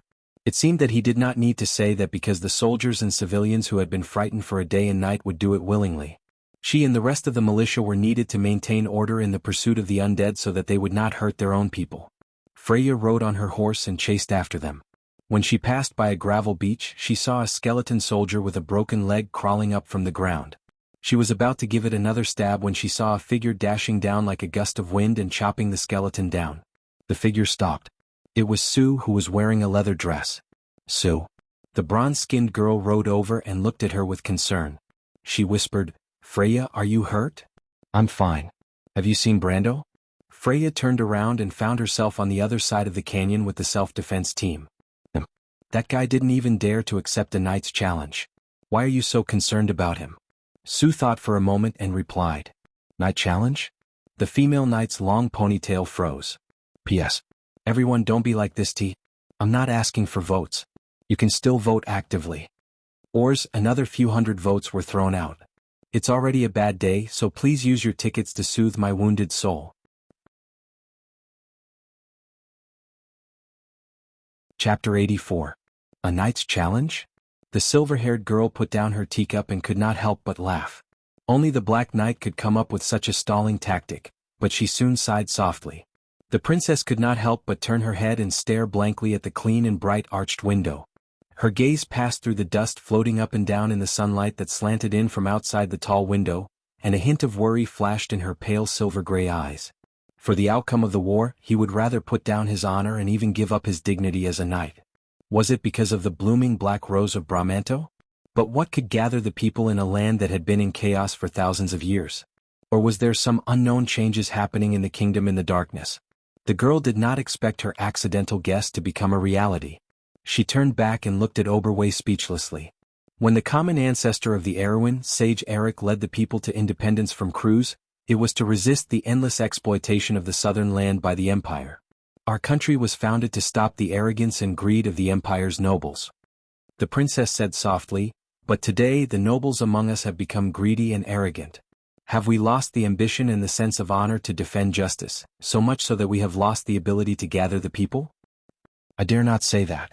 But although the nobles are rotten, at least the people still believe in the royal family," Oberway replied. The girl nodded and felt a little better. Oberway looked at the girl and saw her thoughts. He continued to answer, "Even the most rotten soil can sprout new shoots. Your Highness, since the late King Anson X, the kingdom trained the militia and formed the guards to plant the seeds. The young man I met could also give up his honor, which means that the younger generation of Erewhon is not much worse than Madara." But neither of them pointed out that Brando was actually a member of the Highland Knights faction and had nothing to do with the royal family. The princess could not help but think about what supported Brando to give up his honor. Wasn't he a knight? How could a knight refuse his opponent's challenge? What the future Princess Regent did not expect was that Brando was not a knight at all. The Black Knight, Zasser, did not expect this either, so he could only die a humiliating death in the chaos. Brando did not care about him at all. He only took Zasser off his horse when he passed by, and then turned around. The moment they passed each other, Erewhon's rising star and Madara's outstanding younger generation looked into each other's eyes. What Brando saw was the burning soul fire in the Black Knight's eyes, the pursuit of true honor and faith. He knew that one person could never be strong, but when thousands of people gathered together, it would create a terrible force. For thousands of years, Madara, the Black Rose of Bramanto, was just a geographical concept. It was a process that made even the cold undead creatures feel honor and recognition from the bottom of their hearts. Unfortunately, he could not participate, and had no intention of participating in such a period of history. In contrast to Brando, Zasser only saw the cold pragmatism in the young human knight's eyes. Perhaps for the young man who had experienced this period of history, all illusions were no longer suitable. Brando was more willing to believe in his own strength to the nobles and the royal family. Even if he wanted to save Erwin, the Valkyrie and everyone else, he could only rely on himself. Brando knew the future, but he also knew that no one would be willing to believe in this future. Therefore he needed to become stronger and let his wings become fuller little by little so that the world would have to take his opinion seriously. Compared to that, all the other false titles were just floating clouds. The Black Knight actually thought that he could force him to change his mind with a little trick? How naive. Brando looked back. Even on the battlefield, a knight's duel required a notary, a deputy of both sides, a venue and a series of etiquette and ceremonies. As long as he was not half crazy, he would never agree to this ridiculous proposal. Perhaps in the eyes of the people of this era, knight should choose to respect each other. Of course, this was still a society that followed the spirit of classicism. Unfortunately, Brando was not just Brando, half of his soul represented another world. Fair competition? No, modern warfare emphasized unrestricted warfare and asymmetrical warfare. Therefore this created the biggest doubt of the Black Knight before he died. When he saw the mercenaries swarming behind him and stabbing their shining blades into his chest, he died with his eyes wide open. How could he refuse? Was he still a knight? The undead army had been utterly defeated. Brando pulled the reins and let the warhorse trot a few steps to stop. Then he turned the horse around and saw that the others were looking at him strangely. It was no wonder. After all, as a knight in this world, refusing a challenge was indeed a big thing. Although these mercenaries had rich combat experience, it was inevitable that they would be influenced by the views of the world. But he raised his sword and said to the others, "You may be wondering why I didn't accept his challenge, but the reason is actually very simple. The challenge between knights comes from the mutual respect between nobles, not a holy challenge with deceitful thoughts. This is a blasphemy to the knight's rules." He added, "As for why I said this, think about it carefully." Everyone was enlightened, but Reto, Tower, and the others were more or less confused. Brando looked at their expressions and continued, "Of course, this is all nonsense. To put it more crudely, I'm not interested in a bet without a stake." This sentence was obviously to the mercenaries' liking. Many of them could not help but cheer loudly, especially Mano, who nodded repeatedly. He almost thought that Brando was his soulmate. But the young man still had some doubts when he looked back at Reynold, but he understood that he could only explain so much. In fact, he did not need to hide anything. This night was so urgent that he had no time to sort out everything one by one. Just like now, he immediately gestured to the others to clean up the battlefield and let them quickly pick up the spoils and clean up the battlefield. At the same time, he jumped off his horse and walked to the corpses of Zasser and the Black Warriors. It was time to reap the rewards. The 3 Black Warriors had been burned into a pile of white ash from the inside out, except for their armor and some small items that they carried with them. These things looked disgusting, but in the eyes of players, like Brando, they were equivalent to spoils of war. He kicked away the empty breastplate. The Black Warriors were tall, and their armor would probably have to be melted down again to be suitable for human wear. Therefore this thing was worthless in his eyes. But his goal was not this thing, but the magical items that the Black Warriors might have carried with them. Unfortunately, he didn't get much. He only found a secondary snake-shaped ring with a rarity of black iron in one of the corpses. It was what the natives of this world called an alchemy item. +0. 1 dexterity, but it was better than nothing. But Brando was not depressed. His main goal was not the 3 Black Warriors. They were just an appetizer, and he was glad that he got something. In fact, his main goal was the Black Knight, a level 20 elite creature. Brando walked to Zasser. The Black Knight's half-body armor was suitable for him. Unfortunately, the mercenaries did not know how to cherish it and opened several holes in the breastplate. When Brando saw this, he could not help but curse. These guys did not know how to think for their commander. Compared to Freya, who was a militia commander, he, as a knight commander, did not even have armor to use. But even so, Brando still squatted down and opened the man's pouch. The first thing he looked for was the pouch because most of the magical items and magic amulets were kept there. Brando's EXP did not lose its effect. He found a snake-shaped statue and 3 magic amulets. Magic amulets were good things. According to legend, they were originally made by the wizards in the ice forest in the north of Wonde. As long as you carried them, you would naturally gain good luck. But the craftsmanship of these magic items gradually spread after the Year of the 3 Hills and became an important craftsmanship. In the game, every magic amulet was at least bronze, because they had an important characteristic, which was that they were not limited by the total number of magic items that could be carried. Just like the 3 amulets in Brando's hands. The 3 magic amulets' attributes were +1 HP, plus 2 HP and plus 0. 1 innate protection. It was the cheapest item in the market, but at least it was better than nothing. Brando put away the amulets and looked at the snake-shaped statue carefully. He immediately realized that it was a poisoned amulet. The poison amulet was a magic item. Most of them were made by the druids in the forest, but some of them came from the hands of the liches. Once activated, it would release a poison spell on the blade, 12 ounces, losing HP every minute and gradually weakening the user. It was not a good thing, but Brando could not help but curse in his heart. What a sneaky bastard pretending to be a knight. Does a knight use poison? He could not help but think that he was not a righteous person. Otherwise he would have suffered a great loss. He put the amulets away. After all, his current identity was still a Highland knight. It would be a big problem if someone who knew their stuff saw it. The rules of a knight in this world were very complicated. If they violated the rules, they would be stripped of their title. If it was serious, they would be burned at the stake. That was not a joke. Then Brando turned the body over and checked the neck and hands, which were the most likely places to have magic items. But he did not see a ring or a necklace. Instead, he saw a frosty glass bracelet. Of course, it was not a glass bracelet. Elemental bracelet. Brando was shocked and hurriedly pulled the thing out of the Black Knight's body. Although the elemental bracelet was only a bronze equipment, it had a high energy level.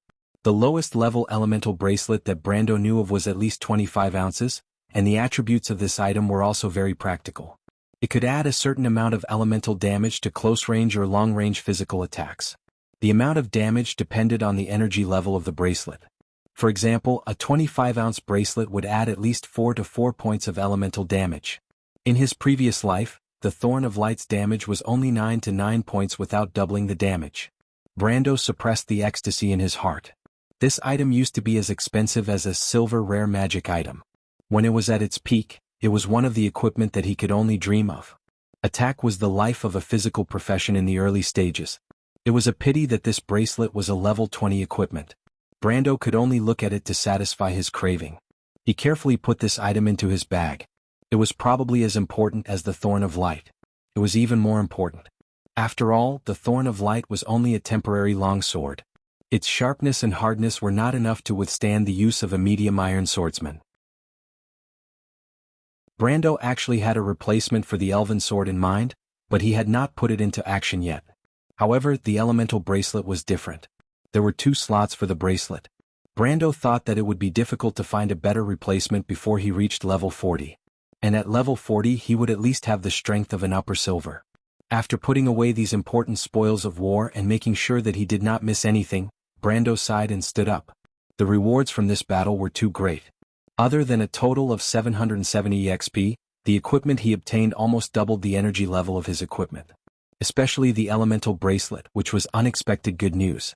If he could get the elemental ring and the other bracelet, he would have a full set of pure attack equipment. Brando was even confident that he would be able to find trouble with the young black dragon at Viro's Needle Hill Road before he reached level 30. After all, the map of Chi Dragon was a huge temptation to any player who used to play games. Brando was no exception. He could not help but blow on the edge of the Thorn of Light as if he had already obtained the dragon's treasure. Of course, there was still an insurmountable gap between reality and fantasy. Of course he would not get carried away. Soon, mercenaries came to clean up the corpses beside him. The young man turned around and found that most of the people present had already obtained something. Reto, Mano and the others were also knowledgeable people. Their target was the liches. After all, even 1 or 2 alchemy items could greatly increase one's strength. No one would hate an increase in one's strength. After cleaning up the battlefield, Brando looked at the time. From the beginning of the battle until now, a total of 45 minutes had passed. The gargoyles could only scout in one direction, and Madara's skeleton cavalry could appear at any time, so they had to make the best use of their time. The gargoyles could only scout in one direction, and Madara's skeleton cavalry could appear at any time. The group of refugees had already moved forward under the leadership of a few core members. With the gargoyles clearing the way for them, Brando was not worried that the refugees would encounter any trouble. Now he just wanted to find Freya and bring the others to chase after her. At least until now, his plan had been carried out smoothly. The only thing left was to play hide and seek with Madara. Of course, he also had to wait for the moment when the constellation of the Night King appeared in the sky. Thinking of this, the young man could not help but take out the white deer statue and looked up at the dark sky. Note: Some explanations about the equipment's energy level. The total energy level of an individual's magical equipment is determined by the individual's total magic coordination. The calculation formula is basic 20 plus willpower x 10 plus total level x 5. Unit is also in OZ. For example, Brando has a total level of 17 and a willpower of 2. 9. Therefore he can carry equipment equivalent to 134 ounces. Calculation formula, 20 plus 2. 9 by 10 plus 17 by 5.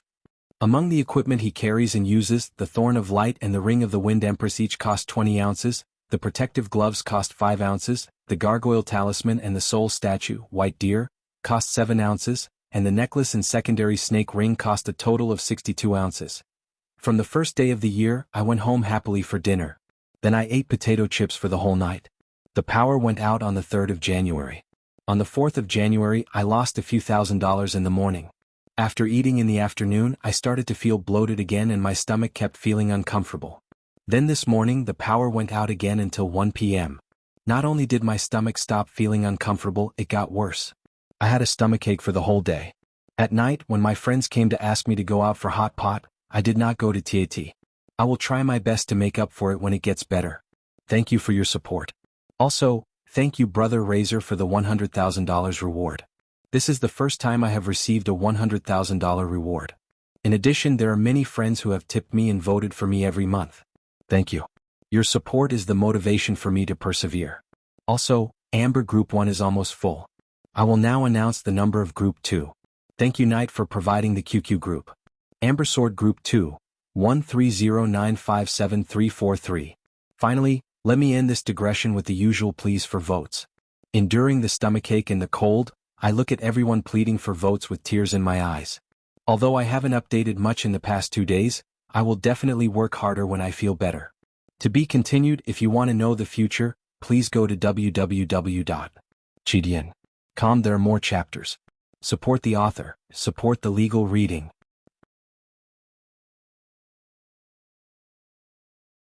Chapter 85. After defeating Zasser, Brando continued to lead the refugees south. They attacked another undead army about an hour and a half later. After replicating the previous victory, the refugees cruised to the gap between the second and third layers of Madara's search line. In front of them were 2 nets formed by D-Rin, Gulab, and Latios, while behind them was an army of skeletons that covered the mountains and plains. It seemed dangerous, but in fact, it enjoyed a kind of ingenious balance, like the calm waves in the eye of a typhoon. Although the battle inevitably brought about casualties, Brando's plan still worked. The Madara undead army cruising south of the deer-hunting hills soon discovered a huge problem. The refugees that were supposed to be in their encirclement seemed to have grown wings and disappeared at this moment.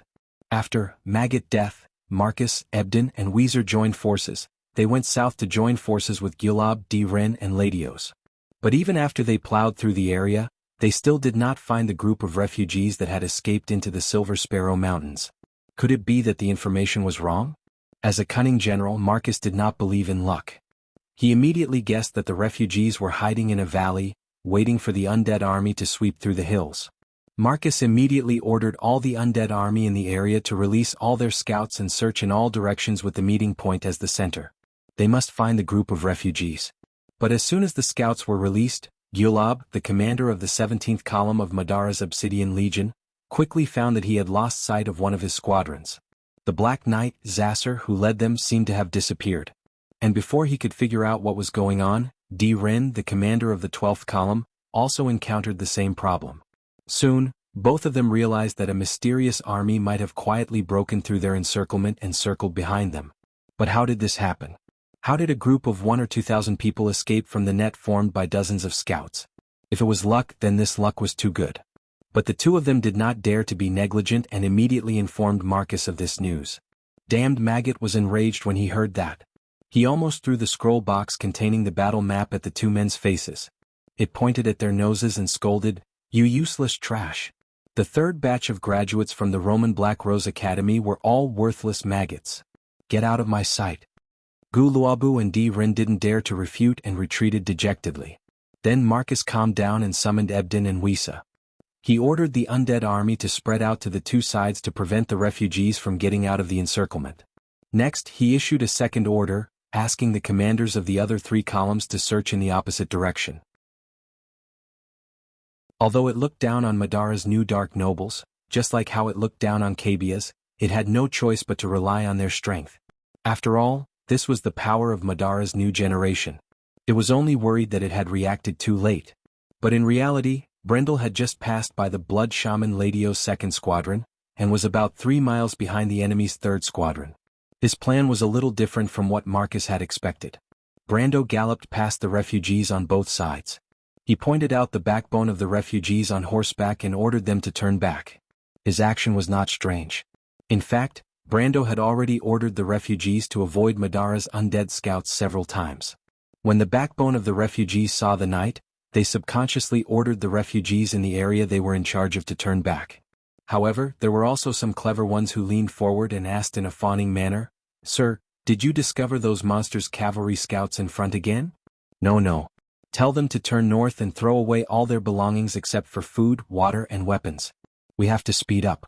Brendel sat on the horse's back and looked at them as he answered. His words shocked them. North? Wasn't that the direction of Madara's army? But they had escaped from that direction with great difficulty. Why did they have to go back? Could it be that this lord had suddenly lost his mind? Brando tightened the reins and turned the horse around. He looked at these anxious people and comforted them. Don't worry, I haven't lost my mind. Go and do it. If you want to live, this is our only chance. Everyone looked at Brando and was speechless. But other than believing in this knight, what else could they do? The nobles of Fortress Reden had already abandoned them. Only this benevolent knight stayed behind to share their joys and sorrows, leading them out of trouble time and time again. Moreover, this knight was so wise and brave. According to the mercenaries, this knight was like the reincarnation of the god of war, invincible on the battlefield. Although this sounded like bragging, the news of victory and the endless supply of weapons from the front lines all proved this point. When they thought of this, their previous doubts could not help but be shaken. But what was this knight planning to do? Could it be that the sword in his hand could really lead the way to a miracle, just like what those security cavalrymen had said? Brando saw that they did not speak, and understood that his prestige had already been established. But he felt a little regretful. This prestige was only temporarily maintained in this difficult situation. Once the First War of the Black Rose ended, this glory would vanish like smoke. Thus, he knew that only his personal strength could bring him benefits from this war. He told himself that he must see the direction of history clearly and not be blinded by these illusions. He thought of this clearly and turned the horse around to continue forward. As if they felt the tension in the air, the mercenaries who were scattered all around began to gather towards their lord. There was a rumbling sound in the valley and everyone stopped to watch this scene. It was as if a king was gathering his knight. The battle was about to begin again, and everyone's nerves could not help but tense up. After all, this night seemed to be easy, but in fact, it was a race against time. Apart from the battle, Brando almost always held the Shire's silver pocket watch. At the most tense moment, the cold sweat on his hand even soaked the case of the watch. How thrilling was the previous battle! Sometimes it was only a few minutes before another undead scout arrived. And these few minutes were the difference between heaven and hell. Brando finally came to the front of the team, where Freya and her self-defense team had been waiting for a long time. In addition to her, there were Badam, Mano, Taran, Reto, Aliel and others. They had all received Brando's notice early, but they did not understand the young man's plan. They had already circled to the back of the undead army, and it seemed that half of the plan had been achieved. But now, why did Brando want them to go back the way they came? If Brando had not firmly occupied the position of leader in their hearts, perhaps these experienced mercenaries would not have just waited for him to explain. Even Freya, who sat weakly on the horse's back, looked hesitant and uneasy. She looked at him several times and wanted to say something but stopped in the end. Brando glanced at her. In fact, he had already received news that the undead were spreading out to the two sides, trying to block the imaginary group of refugees. And the other 3 columns seemed to be sweeping towards the rear again. It seemed that they did not have many choices. Even these people who had been following him could not help but wonder if they were going to move along the circle, to the two sides and race against the dead maggots. This was not surprising. It was human nature to seek advantages and avoid disadvantages. But Madara had gathered 2 battalions and 7 columns in this area, and even if these numbers of undead gathered in one area, the area they occupied was still shockingly large. The refugees had to take a detour of nearly 20 miles to completely avoid coming into contact with the undead. Therefore it was unrealistic to accomplish such a feat, especially when the undead were also spreading out to the two sides. In fact, Brando's plan was to let these people go back the way they came and give the zombie lord an unexpected surprise. After defeating 2 Madara squadrons, the weapons collected were enough to arm an army of 500 to 600 people. And after Brando drew out all the people who could be armed, regardless of gender, from the more than 2,000 refugees, the self-defense regiment had expanded to nearly 500 people.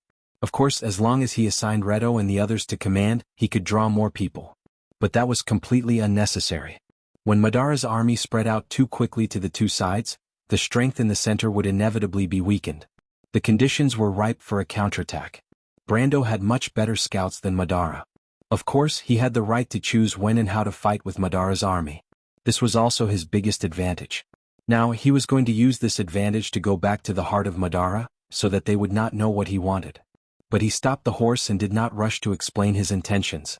Instead, he first looked at Freya. The girl's face was pale and she looked like she was about to collapse. He could not help but ask, "Why don't you go down and rest first, Freya?" Freya glared at him angrily. Brando smiled bitterly. "Who told you to be brave and get hurt? I told you to let me bandage you, but you didn't listen." When the future Valkyrie heard this, her face turned red all the way to her neck. She thought, what kind of shameless words is this guy saying? How could she, a girl, let him bandage her? It was simply outrageous. She hated Brando for spouting nonsense. She could not help but turn her head and ignore him, so as not to let others misunderstand. But Brando was a little stunned when he saw this scene. The Shire was not lying to him, right? How could he tell that Freya liked him? He could not help but look back at the young mage with a suspicious look. "My lord, is there anything I can do for you?" The Shire was scared by his stare and had to bite the bullet. No. Brando quickly shook his head. Brando turned his head again and found a group of mercenaries staring at him and Freya and snickering. In fact, for a day and night, they had already inquired about the relationship between this lord and the two ladies by the Shire's side. Of course, it was this kind of Brando that really made them feel a sense of familiarity, and pulled him back from the many halos in their hearts. People were always willing to believe in people like themselves. They would revere geniuses, but they would not trust them from the bottom of their hearts. "What are you laughing at?" No, my lord, you're mistaken." Everyone replied in unison. "I hope so." Brando looked at these guys angrily. "Otherwise be careful of your butts." "Well, I don't want to explain too much to you. I only have one thing to say: prepare for battle." He pulled out his sword. When the refugees once again gathered under his sword, Brendel's eyes lit up. When this huge army turned around, the blood wizard Ladios, who bore the brunt of the attack, met with great misfortune. This time, Brando did not hide his tactical intentions. He only had one tactic, and that was to be faster. The 500 self-defense regiment and 50 cavalry were like a dragon that ran over the platoon that Ladios had arranged to his left. More than 200 skeleton soldiers were simply unable to stop Brando's relentless assault. When the young man led his knight and swept through like a whirlwind, Ladios only found out that he had lost his left wing half an hour later. When the intermediate necromancer passed the news back to Meads, Brando had already advanced for another 3 miles. At this moment he was stepping on the corpse of the platoon leader that was left in Gulab's hands. His subordinates accelerated. They kept accelerating. He could not help but look at the white deer statue. There were about 50 minutes before the knight's throne appeared in the night sky. P.S. Today's monthly votes are only 40 votes. Tears. Is there really no hope for the top 3? This chapter has more than 3,800 words, a slight apology. If you want to know the future, please go to www.chidian.com. There are more chapters. Support the author, support the original reading.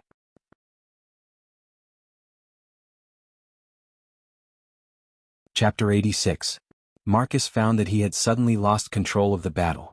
He had nearly 10,000 undead under his command, but they were of no use at all. Ever since he discovered that the group of refugees had disappeared, it seemed that everything was developing out of his control. At first, Gulab and Diran each lost a platoon, allowing the refugees to circle around to the back of the army. With Marcus's keen senses, he immediately smelled something unusual. The half-zombie immediately determined that the refugees were rushing to his flanks, intending to break through the blockade of the undead army. So he immediately ordered Weezer and Ebden to spread out to the flanks, trying to block the refugees' escape route. But he did not expect that in less than half an hour after the order was given, Ladios and Gulab lost their left flank, which was the group of refugees. No, it should be said that it was the mysterious army. Now, Brando had risen to the level of Madara's regular army in Marcus' mind. In fact, the real Madara's regular army probably did not have this ability. According to Brando's army's decision-making and combat ability, it should at least have the strength of Erwin's Imperial Guard. Even Marcus almost could not help but think that he had encountered Erwin's Imperial Guard or the Free Cavalry. He could not help but wonder if there was a big fish among the refugees. But in any case, the enemy's tactical intention was very obvious. This intention was very strong. They wanted to break through the siege, they wanted to break through.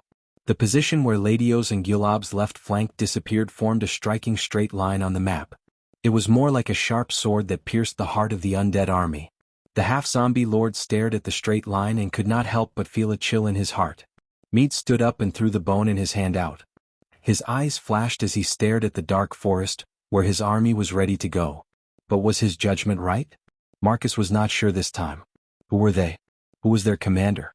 When did Erwin have such a commander? The night wind was like a pair of cold hands caressing the gorge. The rocks and valleys reflected a layer of cold light, and the trees rustled as if responding to the rustling sound of the waves on the mountain. The cavalry ran through the entire valley like a rushing river. The earth rumbled. Brando raised his sword and appeared in front of everyone.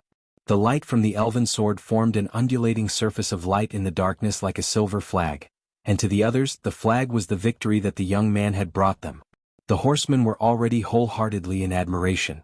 If they were to believe in a legend one day, it would definitely be that a king was truly invincible. Some of them were even veterans from the end of the November War. Some had experienced the Battle of Flower Moon, and some had experienced the defeat at Karsuk Highlands. However, Erwin had disappointed them time and time again. It was as if the country had sunk, and the will of the past had been buried under history. Under the dust, the glory of the past no longer belonged to them. Therefore they fought for money and became mercenaries. Their fate was to chase after bounties and treasures. They had already abandoned the honor and faith of a warrior. But there wasn't a soldier who didn't desire victory. Even if he was a veteran who had experienced countless wars, it was still the same. Today Brando let them pick up the flags that had been trampled thousands of times from the ground. He told them that they could still achieve a glorious victory. Even if they were like a knight, just fighting for the right of others to live, just fighting for the right of their own survival, as long as they followed behind him, victory would be so easy. It made their blood boil. They moved forward and Zasser's squadron collapsed. They moved forward and Gulab's squadron collapsed. They moved forward and Ladios's left wing disappeared. They moved forward and Gulab's army vanished into thin air. What was Madara's army? The undead who didn't know fear were also so vulnerable. That terrible army even made Erwin's regular army tremble in front of them, but they also turned and scattered in front of them. For a moment, the knight even believed that his name was invincible. Brando pointed his sword forward. The cavalry immediately cheered and formed a black torrent that rolled forward. It was as if no one knew fatigue, even the horses. Even the self-defense regiment behind them was completely motivated. They only had one thought left, and that was to keep moving forward. Accelerate, keep accelerating. No one had the spare energy to think about anything else. All their energy seemed to be used to stimulate adrenaline. Their pupils were dilated, and they breathed with exhaustion. It was as if they were using the last of their lives to pounce on any enemy that might appear and drag it to hell with them. What Madara? To hell with it. Even if their men and horses were exhausted, these soldiers would at least obtain the final victory. They raised their heads and seemed to be able to see the young man's sword pointing forward, leading them to an open door. Behind that door was a miracle. Brando finally saw another undead army in front of him. He believed that he had broken into the second and third layers of defense. Did that mean that he had entered the area controlled by Ebden or Wuxia? Or Maggot Marcus? He saw a group of white skeletons on the river bank. There were so many of them, much more than what he had encountered before. Brando narrowed his eyes slightly and saw that there were at least two groups of black warriors beside the enemy commander. Column commander. Brando knew that he had caught a big fish this time, but whether or not he could eat it was still a problem. However, Brando knew that he had to eat it and he had to eat it. At this moment he could not retreat and there was no way to retreat. He only had one thought left. When enemies meet on a narrow path, the brave will win. He raised his sword, and the elven sword's tip was so bright that it was blinding. The sound of the wind surrounded his ears, and there was only the sound of the wind. He could not hear anything else, and he could only shout with all his might. "Cavalry, attack with me! Attack!" There were only 49 people, but their response was like a tsunami. When the rumbling of the horses' hooves echoed throughout the valley, it was as if the heavens and earth were working together, and everyone had become one. The White Knight Ebden's expression changed in an instant. Like Marcus, it had been guessing who the human commander was, and which order the mysterious army belonged to under Erwin. However, it did not expect that it would encounter the human commander under such circumstances. When it turned its head, a pair of burning eyes looked through the white embroidered helmet and saw the charging cavalry. It almost thought that it had returned to the era when the knight's spirit shone brightly. The White Knight seemed to have lost its mind for a moment. It remembered that many years ago on the Golden Flower Plateau, the pride of the humans, the Cruz Empire's cavalry, were just as prideful. Those prideful knights did not even bother to use tactics. They only needed to charge and charge again and continuously charge, and they would be able to obtain victory. Because in this world, there was no other army that was as prideful and honorable as them. It was as if every single one of them would die in the midst of their charge. Their lives were all for that moment of burning, the dazzling brilliance. In front of an army that treated death as the highest honor, all combat power was useless. All resistance was useless and meaningless. Ebden felt that its soul had loosened up a little, and it almost thought that it had returned to 100 years ago. Its loss of mind caused it to miss the best time to react. When Ebden realized that it should have ordered its skeletons to turn around, it was already too late. Brando held the elven sword in his hand, and he was like the spearhead of this army. A silver line led all the Night Kings forward. Yes, in his eyes the skeletons were slowly turning around, but they were too late. Too slow, too slow. Lich. Ebden unsheathed his sword and screamed from his soul. The 10 liches raised their bone staffs at the same time. A dark storm suddenly appeared in front of the undead army. When the storm formed, the ground shattered and sharp rocks flew up and turned into dust. The branches on both sides turned into black smoke and rose into the sky. The White Knight Ebden could not help but hold its breath. It was not sure if what it saw was an illusion, but how could the current Erwin see such a cavalry? But then, the Pale Knight remembered that it had stopped breathing a long time ago. It sighed. But in the next moment, the blazing frost-colored flames in its eye sockets froze in an instant. It could not help but open its mouth slightly as it looked at the young man who raised his right hand and charged out of the dark storm. He raised his hand and a transparent blue magic circle flashed. Although the dark storm made of negative energy blew his hair back, he raised his hand and the storm immediately changed direction.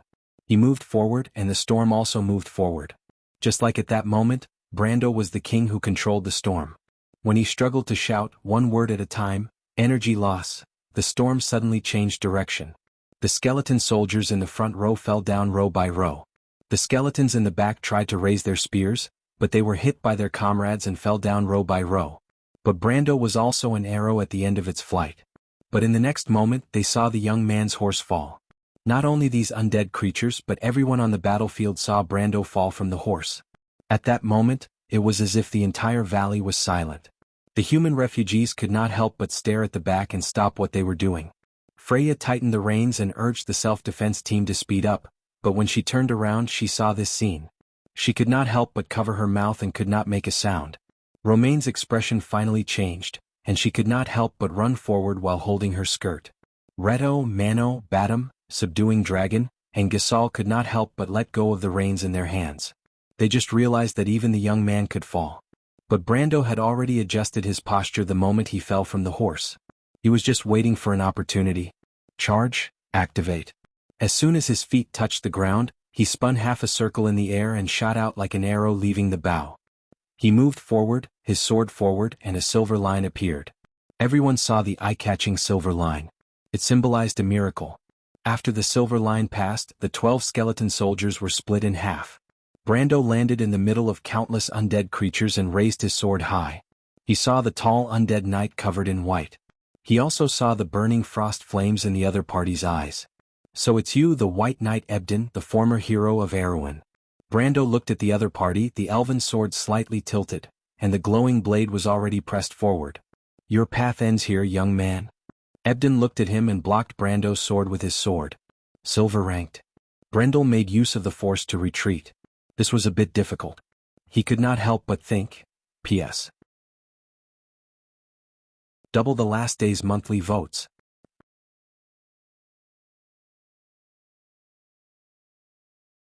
Chapter 87. Young man, this is the end of your journey. Ebden held a sword in one hand. The sword in his hand was called the Pale Fong. Even though it was just a normal magic sword, it was a testament to the achievements and glory of this knight. Ebden pressed his left hand on his right wrist. As soon as he finished speaking, a layer of white flame ignited on the thin blade. Brando knew that this was the sword skill that made him famous. White flame. Compared to him, Ebden was a true royal knight. He became a knight when he was 17 and a blacksmith when he was 40. He fought for Erwin his whole life and was a hero of Erwin until his death. However, the White Knight Ebden only became famous after he became an undead. In his era, Ebden was one of the 4 horsemen of Madara's apocalypse, and his title as the White Knight came from that, the Conqueror, Ebden. This title was not only able to stop children from crying. Brendel took a step back and immediately felt that the situation was troublesome. There were 2 captains in Tarku's camp that he didn't want to meet. One was the White Knight Ebden the Conqueror, and the other was the Red Knight Ladios the Conqueror. But it seemed like Lady Martha had played a little joke on him. But the White Knight's attack was too fast. Before he could finish his thoughts, Ebden had already slashed down with his sword. It was like a bright silver crescent of flame that came from the top. Before the sword even reached him, he could already feel the bone-chilling aura. He immediately felt suffocated and did not dare to be careless, so he quickly rolled to the side to avoid it. The flame blew across the ground and with a bang, the rock was broken. The cut was covered in white frost. Just the wind pressure alone was enough to shatter rocks. This is the power of the lowest silver tier. Even if I use my white raven swordsmanship, I can only cut through wood. Brendel thought to himself. This is the power of the lowest silver tier. My white raven swordsmanship is only able to cut through wood. But when he rolled to the side, the White Knight Ebden had already pulled the reins of his nightmare warhorse and charged forward. The undead knight didn't care about his subordinates at all. He stepped on a pile of bones and leapt to Brando's side. A pile of bones flew into the air. Then the White Knight raised his sword and used the momentum of the horse to slash at the young man. Brando couldn't dodge and could only raise the Thorn of Light to block. The 2 swords collided with each other and bent backwards at the same time. Brendel felt as if his arm was about to break, and he was sent flying backwards like a cannonball. He rolled a few times on the ground before he managed to get up. The strength of at least 25 ounces. Brando supported himself with one hand on the ground. He was glad that he used the explosive strength skill at the last moment, or else his arm would have been crippled. But even so, he still felt numbness in his right hand. At first he thought he had lost all feeling in his right hand. But it was too terrifying. The strength of a silver swordsman at the 2nd level was more than 7 tons. It was almost to the point where he could turn wind into a blade without any technique. Brando looked at the approaching White Knight, and couldn't help but miss his holy sword card. It seemed like he could only rely on that kind of strength to defeat such a monster. But at this moment he didn't have any earth EP that could be used to pay for it. Ebden and his horse were already in front of him. Brando gritted his teeth and raised his sword again. This time he held the sword with both hands above his head. The tip of the sword was slightly slanted towards the ground.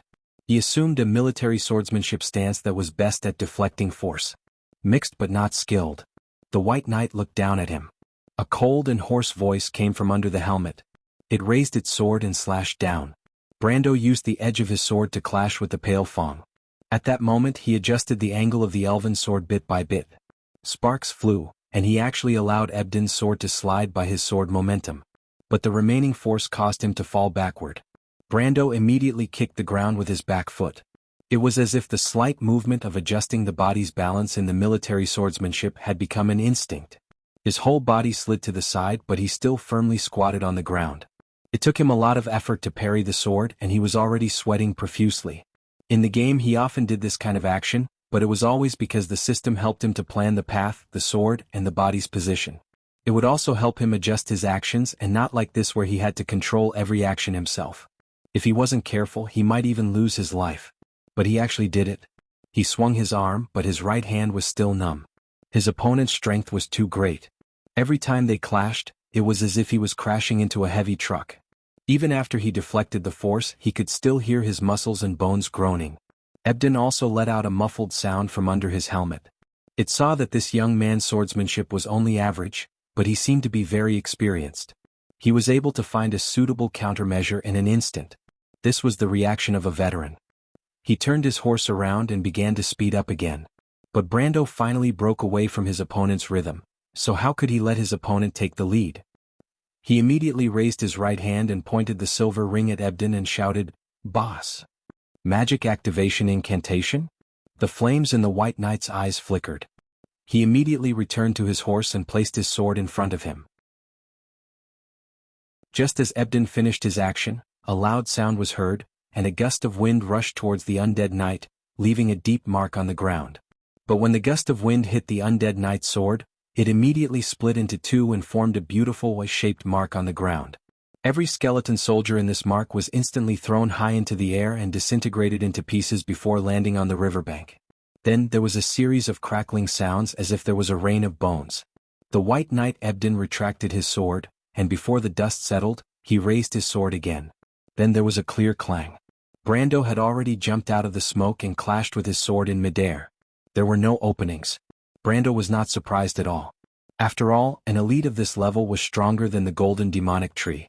In fact, when he fought against the Golden Demonic Tree, he also relied on the Holy Sword card. Otherwise it would be hard to tell who would win. But against the White Knight Ebden, he did not dare to rely on luck. Challenging someone of a higher level could only rely on preparation and full strength. He exchanged a sword strike with his opponent, and as his body fell backward, he turned his hand and sent a sword wind back at his opponent. Ebden retracted his sword and swung it again without any expression. A silver flame extinguished Brando's gust of wind. Ebden retracted his sword for the third time, but this time he was not in a hurry to attack. Instead, he quietly looked at Brando from his horse. He looked at the young man as if he was recalling a story from long ago. In the story, there was the melodious sound of a flute in the highlands, the swallow-tailed flag fluttering in the wind on the highlands of Balta. White Raven Sword style. He spoke with a hoarse voice like a visitor from hell. "You're a member of the new generation of the royal family?" Ebden asked coldly. Brando was startled. Could it be that Ebden and the Corvado dynasty were old friends? But that's not right. I've never heard of such a thing in the game. But I don't care if it's true or not, I'll just deny it first. Otherwise, if the other party really has a grudge against me and suddenly goes berserk, it won't be fun anymore. Legend has it that there are level 30 bosses in the game that turn into level 40 elites. A level 40 elite would be able to kill them all in one hit. Thinking until here, he quickly shook his head. But what he did not expect was that Ebden slanted his sword and replied coldly, "If you're not, then I won't break the oath if I kill you." When Brando heard that, he almost vomited blood. He regretted it so much that his intestines turned green.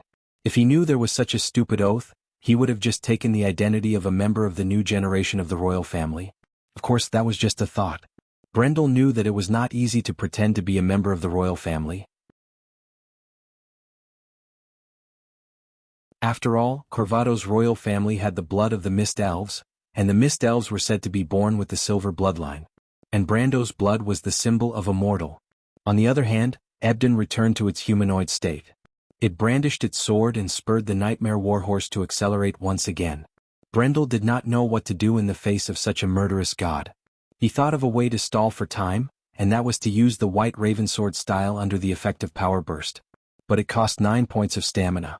Even if he was level 27 or 37, he would not be able to withstand it, let alone level 17. In fact, he was already feeling a little tired. On the other hand, Ebden was an elite that was at least level 30. According to his estimation, he had at least 200 HP. The 30 HP that the wind bullet dealt to him was nothing more than a scratch, and it was only a small impact.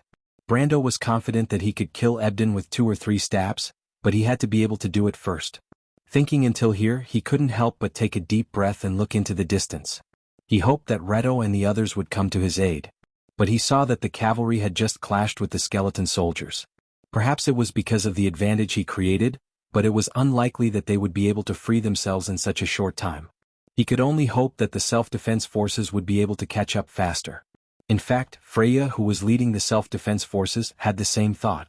The future Valkyrie turned around to look at the citizens of Fortress Reden who were stumbling as they ran. She couldn't help but frown, but she knew that they were just ordinary soldiers, and it was already thanks to their high morale that they were able to do this. She couldn't ask for more from them. But Freya raised her head and looked at the chaotic front. Although she couldn't see where Brando was, she knew that the commander of such a large undead army must be someone powerful. She was no longer the village girl from a few days ago. She gradually gained her own knowledge and experience. Unlike the others who blindly trusted the young man, she knew that Brando was in a tough battle. She couldn't help but look around, and her gaze fell on the Shire and Sue. "Sue, can you help me?" The girl was slightly surprised. "Help me lead the self-defense forces." "What?"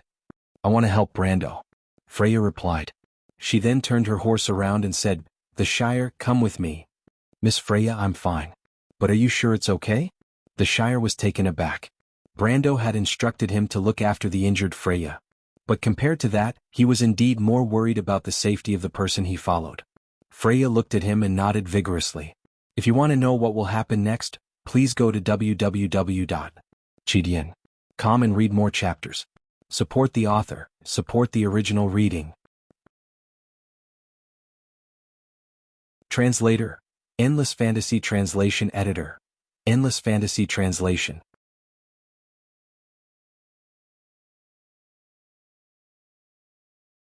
Chapter 88. Brando raised his sword to block, and a gust of wind exploded from the point of contact between the elven sword and Ashen Fong, causing his hair to fly backwards. He squinted his eyes and used the force to slide backwards. He felt like half of his body was about to be torn apart. Although he hadn't been hit by a single sword due to his EXP, his HP had already dropped by more than 30 points on his retina. Brando knew that this was because his internal organs were damaged, and he was unable to completely disperse the force. This was also because his vitality was close to 7 ounces, so it was much tougher than normal people. If it was someone else, they would have died from the shock of the sword. But what made him feel bitter was that Ebden seemed to know this as well. His sword followed closely behind and did not give him a chance to breathe. There were a few times when Brando thought that Ebden did not care about his army at all.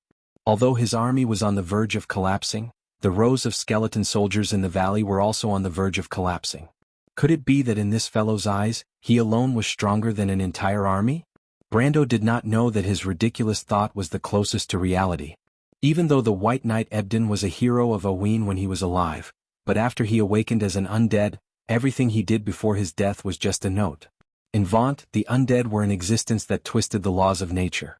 In many of the teachings of the Holy Church, they were considered a blasphemy to the living because they were just another type of power, another type of thought that was controlling a body that was supposed to rot and return to the earth. It was a person, not a human. To the undead, its memories were just fragments of memories.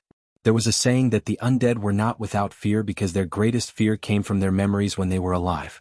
Some undead would even fall into their memories and never be able to extricate themselves. To them, this was something that was even more difficult to resist than dying. Almost all of the undead avoided remembering because when they did, they would inevitably fall into fear. But perhaps the White Knight Ebden was a special individual among them. This knight would often be immersed in memories of the past. It remembered the knight's battle on the Golden Flower Plateau, as if it was watching everything from another person's point of view. The killing in its memory made it calmer and more ruthless. Therefore, at this moment, the White Knight, a high-ranking general of Madara, was thinking about how to kill the potential enemies of the Dark Kingdom in the cradle. Obviously, in its opinion, the threat of a potential and excellent commander was far greater than that of the motley crew. It was even willing to give up the victory of this battle to kill this young man. However, Brando's performance far exceeded the undead knight's expectations. He was well aware of Erwin's school of swordsmanship. Brando was obviously learning the most basic type of swordsmanship in the army, perhaps with some superficial knowledge of the court swordsmanship mixed in. But overall, he could only be considered an amateur. But it was this amateur level that caused him to return empty-handed time and time again. In the end, the undead knight could only choose to use its absolute strength to slowly grind its opponent to death. This method of fighting was a little shameless. For Ebden, who was a noble knight in both life and death, it was a little hard to accept. But for the sake of the 3 black scepters and the oath under the Black Code, it coldly chose to give up its honor. Ebden knew that many people would make the same choice as it. Madara had to make this choice. Martha above, Madara will always be under your protection. The flames in the undead knight's eyes were as cold as ice, and the long sword in his hand was already swinging down mercilessly. But as soon as he made his move, Brando had already dodged to the side as if he expected this. The undead knight's pale fang could only brush past the young man's body every time. Occasionally, when he guessed correctly, the young man would cleverly use his shallow swordsmanship to deflect the force. All of this was unbelievable to Ebden. It's the same again. The soul fire in Ebden's eye sockets flickered. From the start, it had already switched to 3 different swordsmanship. At first, it used the Erewhon swordsmanship that it was most familiar with. Then, it switched to the Erewhon royal swordsmanship, but Brando guessed all of them correctly. At first, it thought Brando was very familiar with the swordsmanship of its own country, so it subconsciously switched to Madara's dark cross swordsmanship. But it didn't expect that not only did Brando not feel uncomfortable, but his guesses were even more accurate. If the undead had emotions, the White Knight Ebden would probably be cursing right now. But what it didn't know was that Brando's familiarity with the Erewhon royal swordsmanship was limited to the level 30 in the original game. In his long experience, he had seen hundreds of high-level and common swordsmanship. But if there was one swordsmanship that he was most familiar with, it must be the Church's Knight swordsmanship and Madara's dark cross swordsmanship. There was no other reason other than practice makes perfect.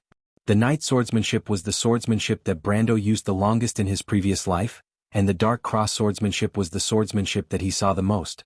Brando had fought with Madara in the game for 70 to 80 years, so his understanding of the royal swordsmanship was as natural as drinking water.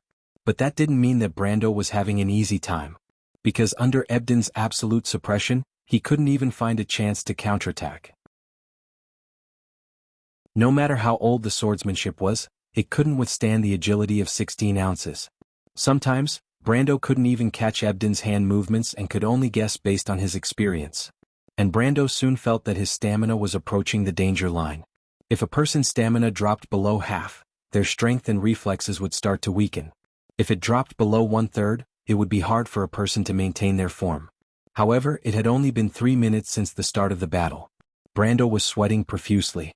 Facing Ebden's relentless attacks, he gradually lost the ability to think. At first, he could still find the time to observe the situation on the battlefield, but as his stamina slowly decreased, he had to use close to his full strength every time he dodged Ebden's sword. The exchange of swords became more frequent. It was like a vicious cycle. The more he exchanged swords with Ebden, the more he felt powerless. But the more powerless he was, the harder it was for him to dodge Ebden's sword. Brendel gritted his teeth and persevered. This kind of perseverance had almost nothing to do with death. Compared to squeezing out the potential from his sore bones time and time again, escaping from death time after time, the exhaustion that gushed out from the depths of his soul made him feel like he was about to fall asleep forever in the next moment. It made him want to give up completely. But this time he suddenly thought of Freya and the little Roman. He thought of the cavalryman who fought with him. The feeling of blood boiling from his chest made him persevere. He knew that this was a kind of responsibility. It made him responsible for everything he did and said. There was a moment when he closed his eyes. When he opened them again, the first thing he saw was a field of snow. Brando finally woke up. His scalp was numb. He rolled on the ground in a posture that had nothing to do with elegance. But at this moment, Ebden's power finally exploded. With a thrust of the sword, the power of the lowest silver moved forth a silver flame that spread over the hills and fields before it. It was like a silver moon. It moved forward noiselessly, and the rocks crumbled and the fir trees fell back one by one. From the valley to the top, the sword had actually carved out a cone-shaped barren hillside that was close to 150 feet in diameter. The cold wind blew and the valley was silent. There was a moment of silence. Everyone was shocked. Although they had heard of the second level of power, the power of the silver tier, they had never seen it with their own eyes. At this moment, they witnessed a miracle that almost no human could achieve. Everyone couldn't help but revere the power that came from the bottom of their hearts. This kind of revere wasn't fear or despair. It was purely the worship of a small mortal towards a great power. Even Reto, Mano, and the others froze. They couldn't believe that Brando was fighting with such a monster. But they wasted time and didn't help the young man in time. Brando didn't say anything. However, these mercenaries felt a deep sense of shame in their hearts. At this moment, they could feel the heavy sense of responsibility from the young man. It turned out that the seemingly relaxed young man had been seriously fulfilling his promise to each of them. If it was said that they worshipped Brando blindly in the past, then this was the first time they felt a sense of belonging. But where was Brando? They couldn't help but worry. Would he be able to survive such an attack? The White Knight, Ebden, withdrew his sword and let out a clear cry. Brando. Freya was riding her horse to the place where Brendel and Ebden were fighting, but she was a step too late when she saw the fight between the youth and Ebden. It was as if everything had ended. The sword in Freya's hand fell to the ground with a clang. She couldn't believe what she saw. The young man who brought her out of Butchie, the young man who showed her the world outside the well, that shameless bastard. This is as far as I can go? But she felt someone patting her shoulder. The future goddess of war couldn't help but turn around in a daze. She saw the Shire. The young wizard stared at the bottom of the hill without moving his eyes. Miss Freya, as long as I'm still here, it means that the Lord is still alive. What? The ponytailed girl was stunned. She couldn't understand the meaning behind the Shire's words. But at least she understood a part of it. Because she immediately saw a familiar figure crawling out from under a pile of rocks. Brando felt as if his whole body was about to fall apart. His clothes were completely torn, his forehead was covered in blood, and there were countless wounds on his body. However, he still endured the pain and chuckled with incomparable pride. Old man, I didn't expect you to miss this at the end. P.S. Good evening everyone. That's all. Good night. To be continued. If you want to know what will happen next, please go to www.chidian.com. There are more chapters. Support the author, support legal reading.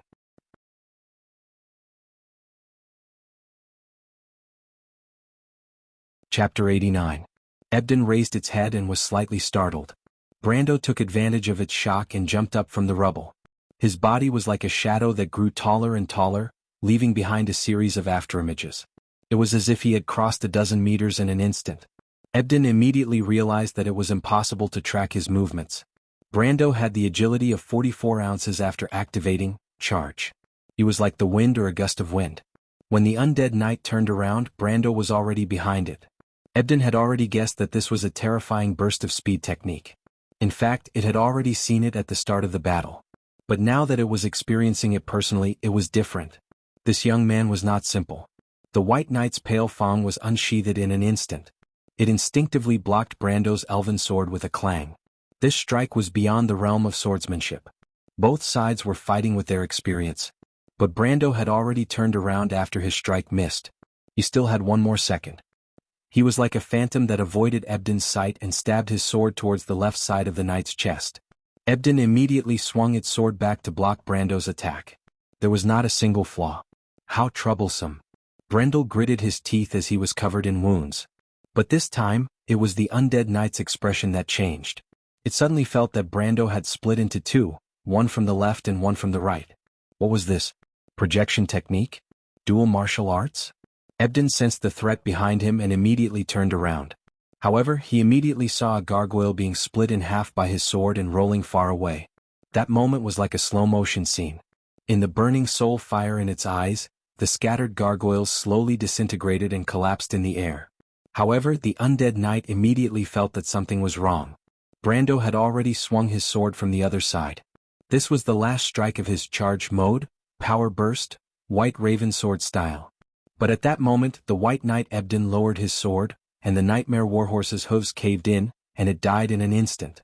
Then a huge force pushed Brendel and his sword out of the air, not allowing him to resist at all. Wall of Will. Although Brando knew that Ebden was a high-ranked knight, it must have learned the Sun Knight Aegwinson's aura tactic. He was still hoping for a fluke. But Ebden's reaction pushed him to the bottom of the abyss. However, this was an opportunity that couldn't be missed. Steeling his heart, he retreated 7 or 8 steps before coming to a stop. Gritting his teeth, he charged forward. The White Knight Ebden stood up from the ground, but this gap was enough for it to counterattack. It threw its pure white cloak to the back and charged forward with its pale fang. Bang, bang, bang. It clashed with Brando 3 times. Each strike made Brando stagger backward. The young man felt a sharp pain in his chest and almost coughed out blood. At that moment, Reto and Mano finally broke free from the entanglement of the skeleton soldiers. They saw what happened and immediately turned their horses around. Erwin. Ebden looked coldly at Brando's broken defense and raised its sword for the last time. The pale flames in its eyes were as cold as ice. You're too old. It thrust its sword forward. He let go of the elven sword in his left hand and raised it up to block Ebden's ashen fangs. Then he pressed down on it again. The leather gloves released a circle of blue light, but it was pierced in an instant. The smile on Brendel's face disappeared, and he pursed his lips and pressed his sword down. The protective gloves on his hands were instantly set ablaze due to the overload of mana. But the sword still pressed down and left a bloody wound on his palm. Then it bit open the chain armor on his body. The broken metal ring fell down like a smooth piece of wood. The snake-like sword drilled into the young man's lower abdomen. The blood was as glaring as an aged red wine. But Ebden didn't see victory at this moment. What it saw was Brendel using his bloody left hand to hold his right hand that was only left with bones. Slowly but forcefully he kept the pale fang in its piercing position.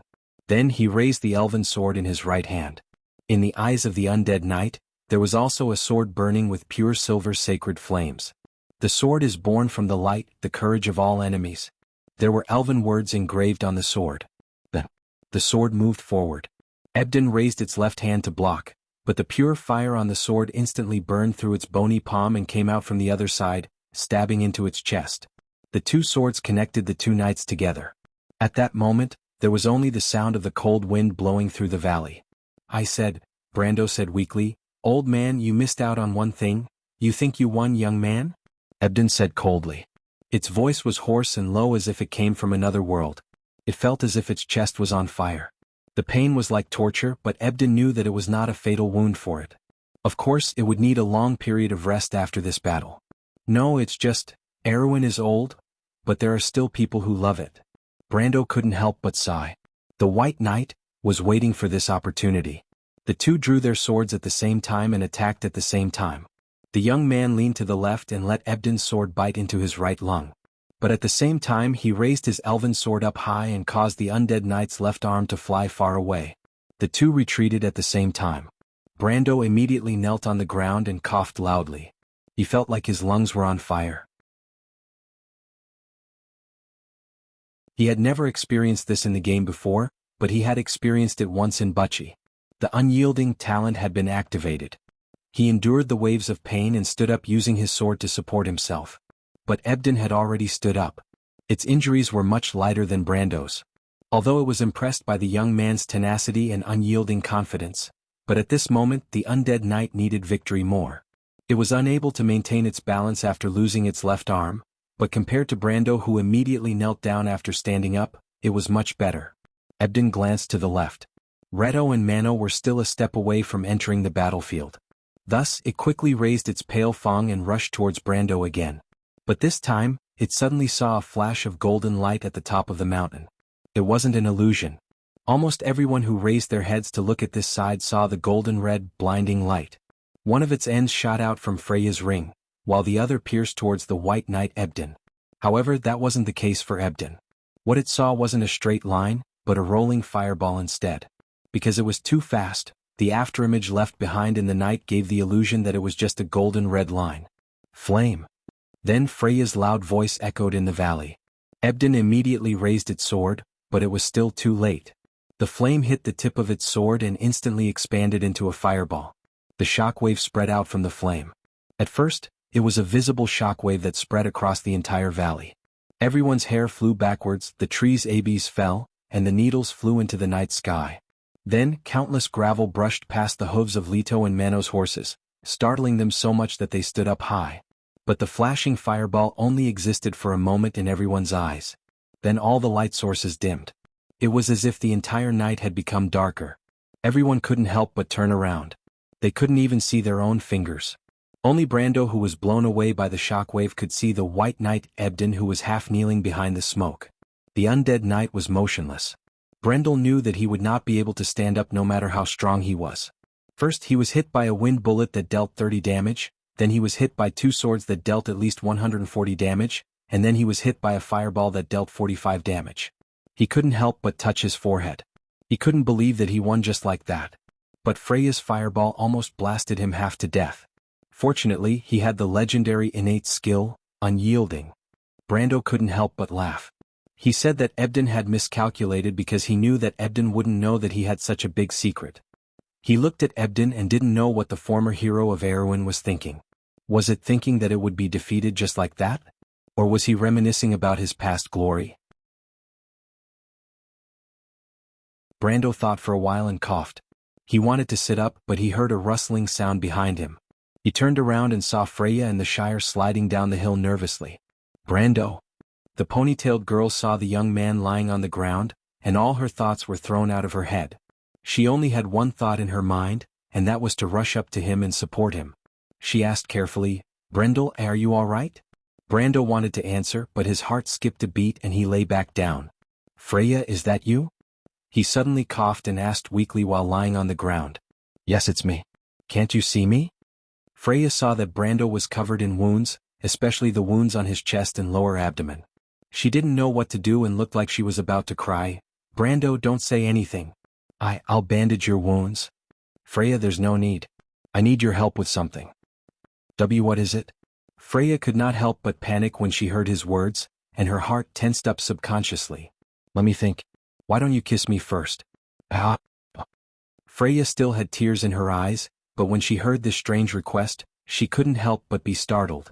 Seeing the ponytailed girl's serious face, Brando finally couldn't help but laugh. He hurriedly sat up and replied, I'm just kidding, Freya. I'm asking you to help me stand up. Your wounds, Brando, don't move. Don't be like this. I'll kiss you. Freya was confused and thought that Brando was angry with her. She couldn't help but lower her head and blush. Brando was startled and realized that he had gone overboard. He hurriedly explained, Freya, I'm really fine. How is that possible? I'm not just a knight. I'm also a magus, you know? Brando didn't expect that Freya didn't believe him at all. He could only use another method to deceive her. Are you really fine? Of course. Brando gritted his teeth as if to show that he was really fine. He put on a pose of, I'm very healthy, while enduring the pain. Then he reached for the number 9 holy water in his backpack with cold sweat all over his forehead. But Freya stared at him in a daze. Her face first turned from red to white and then back to red. Then she bit her lips, lowered her head and slowly clenched her fists. Brando, you shameless bastard. If you want to know what will happen next, please go to www.chidian.com and read more chapters. Support the author, support the original reading.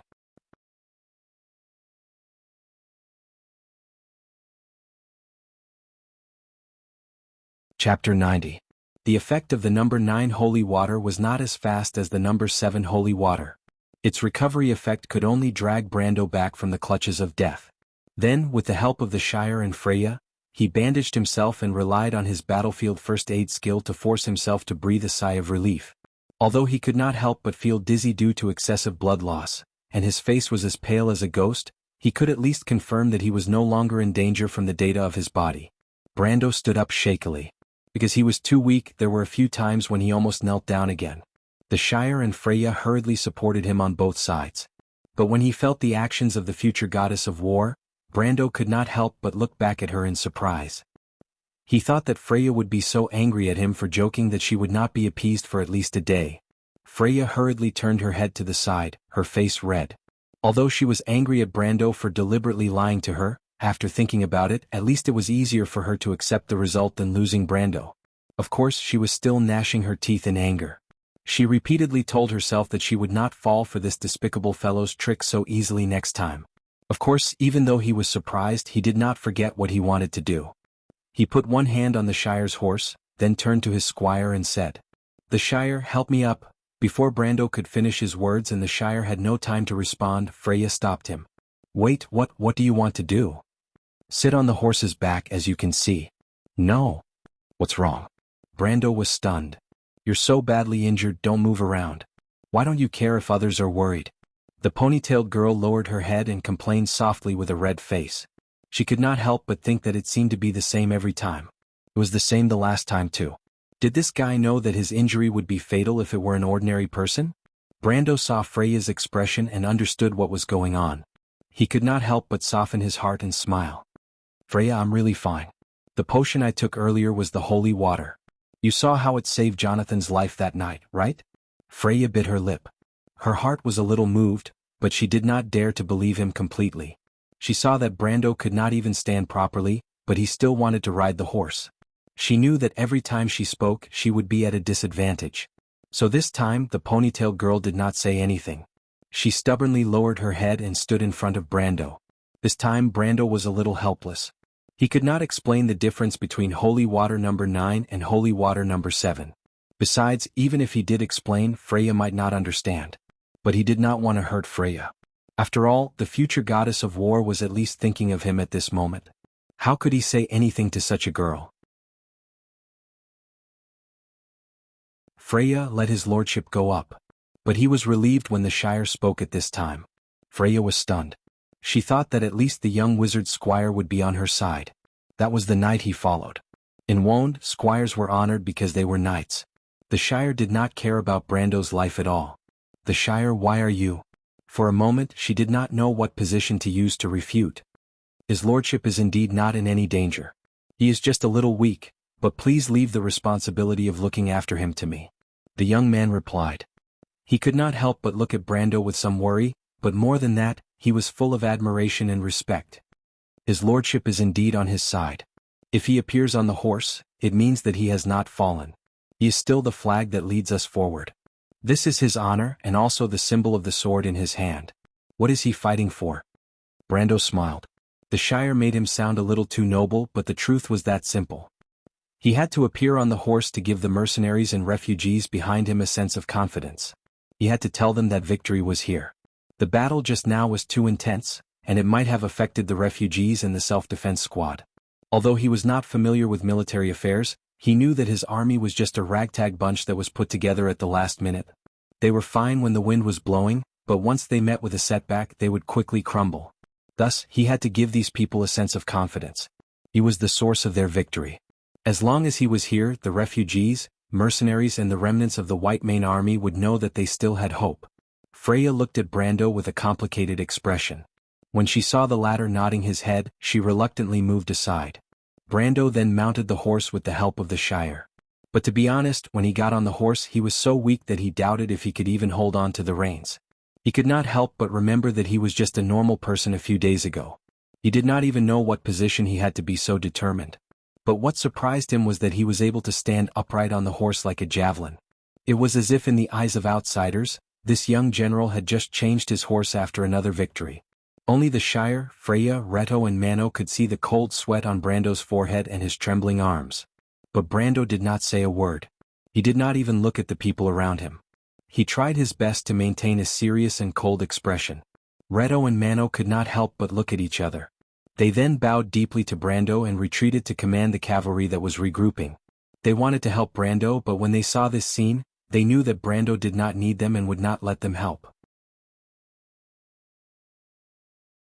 Perhaps they did not understand his personality, but at the very least, they understood that he was a man with pride in his bones. This pride was not arrogance, but came from a young man's confidence in his own abilities. This pride was like a flag. Brando held back the cold sweat on his forehead as he rode his horse towards Sir Ebden, who was half kneeling on the ground. At the same time he threw away the broken gargoyle amulet. Unlike being injured, the gargoyle amulet that was controlled by the gargoyle amulet would completely lose its function once it died in battle. Of course it could be repaired, but it was not as complicated as making a new one. This was probably the most precious magic item that he had lost in the past few days. Other than that, the protective glove was also useless. Of course it could still be repaired, but the end result would not be good. And the one who caused this loss was one of the 4 knights of the Apocalypse, the White Knight Ebden, who was kneeling in front of him.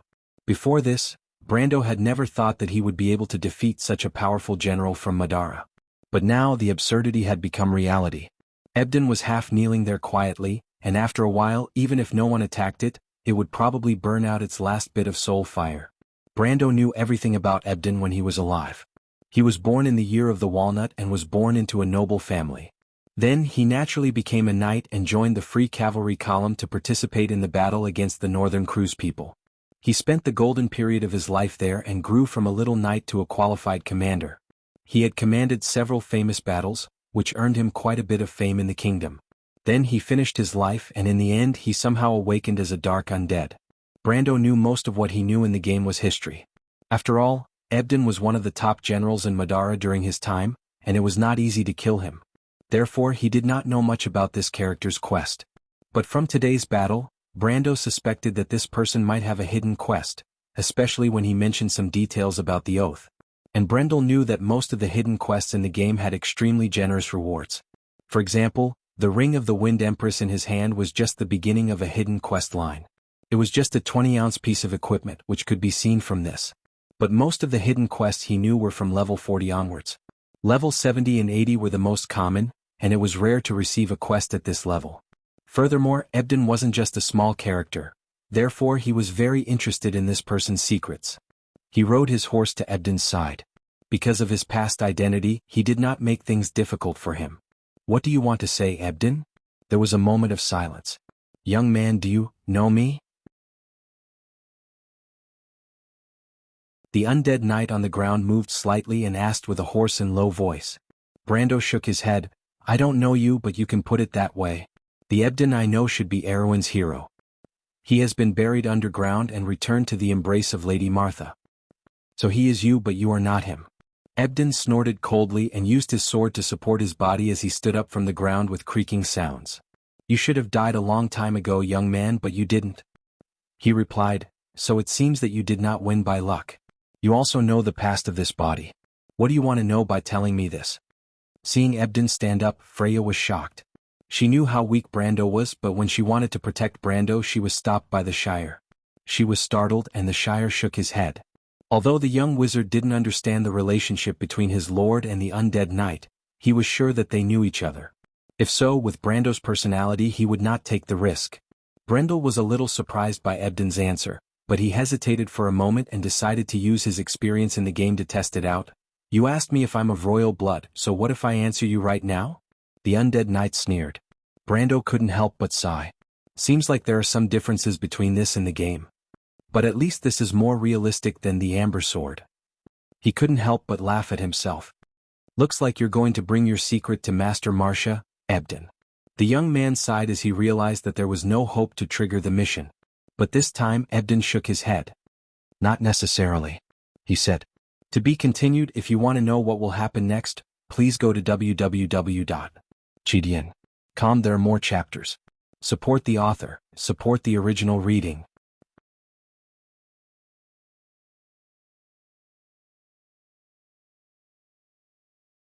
Chapter 91. This sentence was not meant for you, but I think you can do it.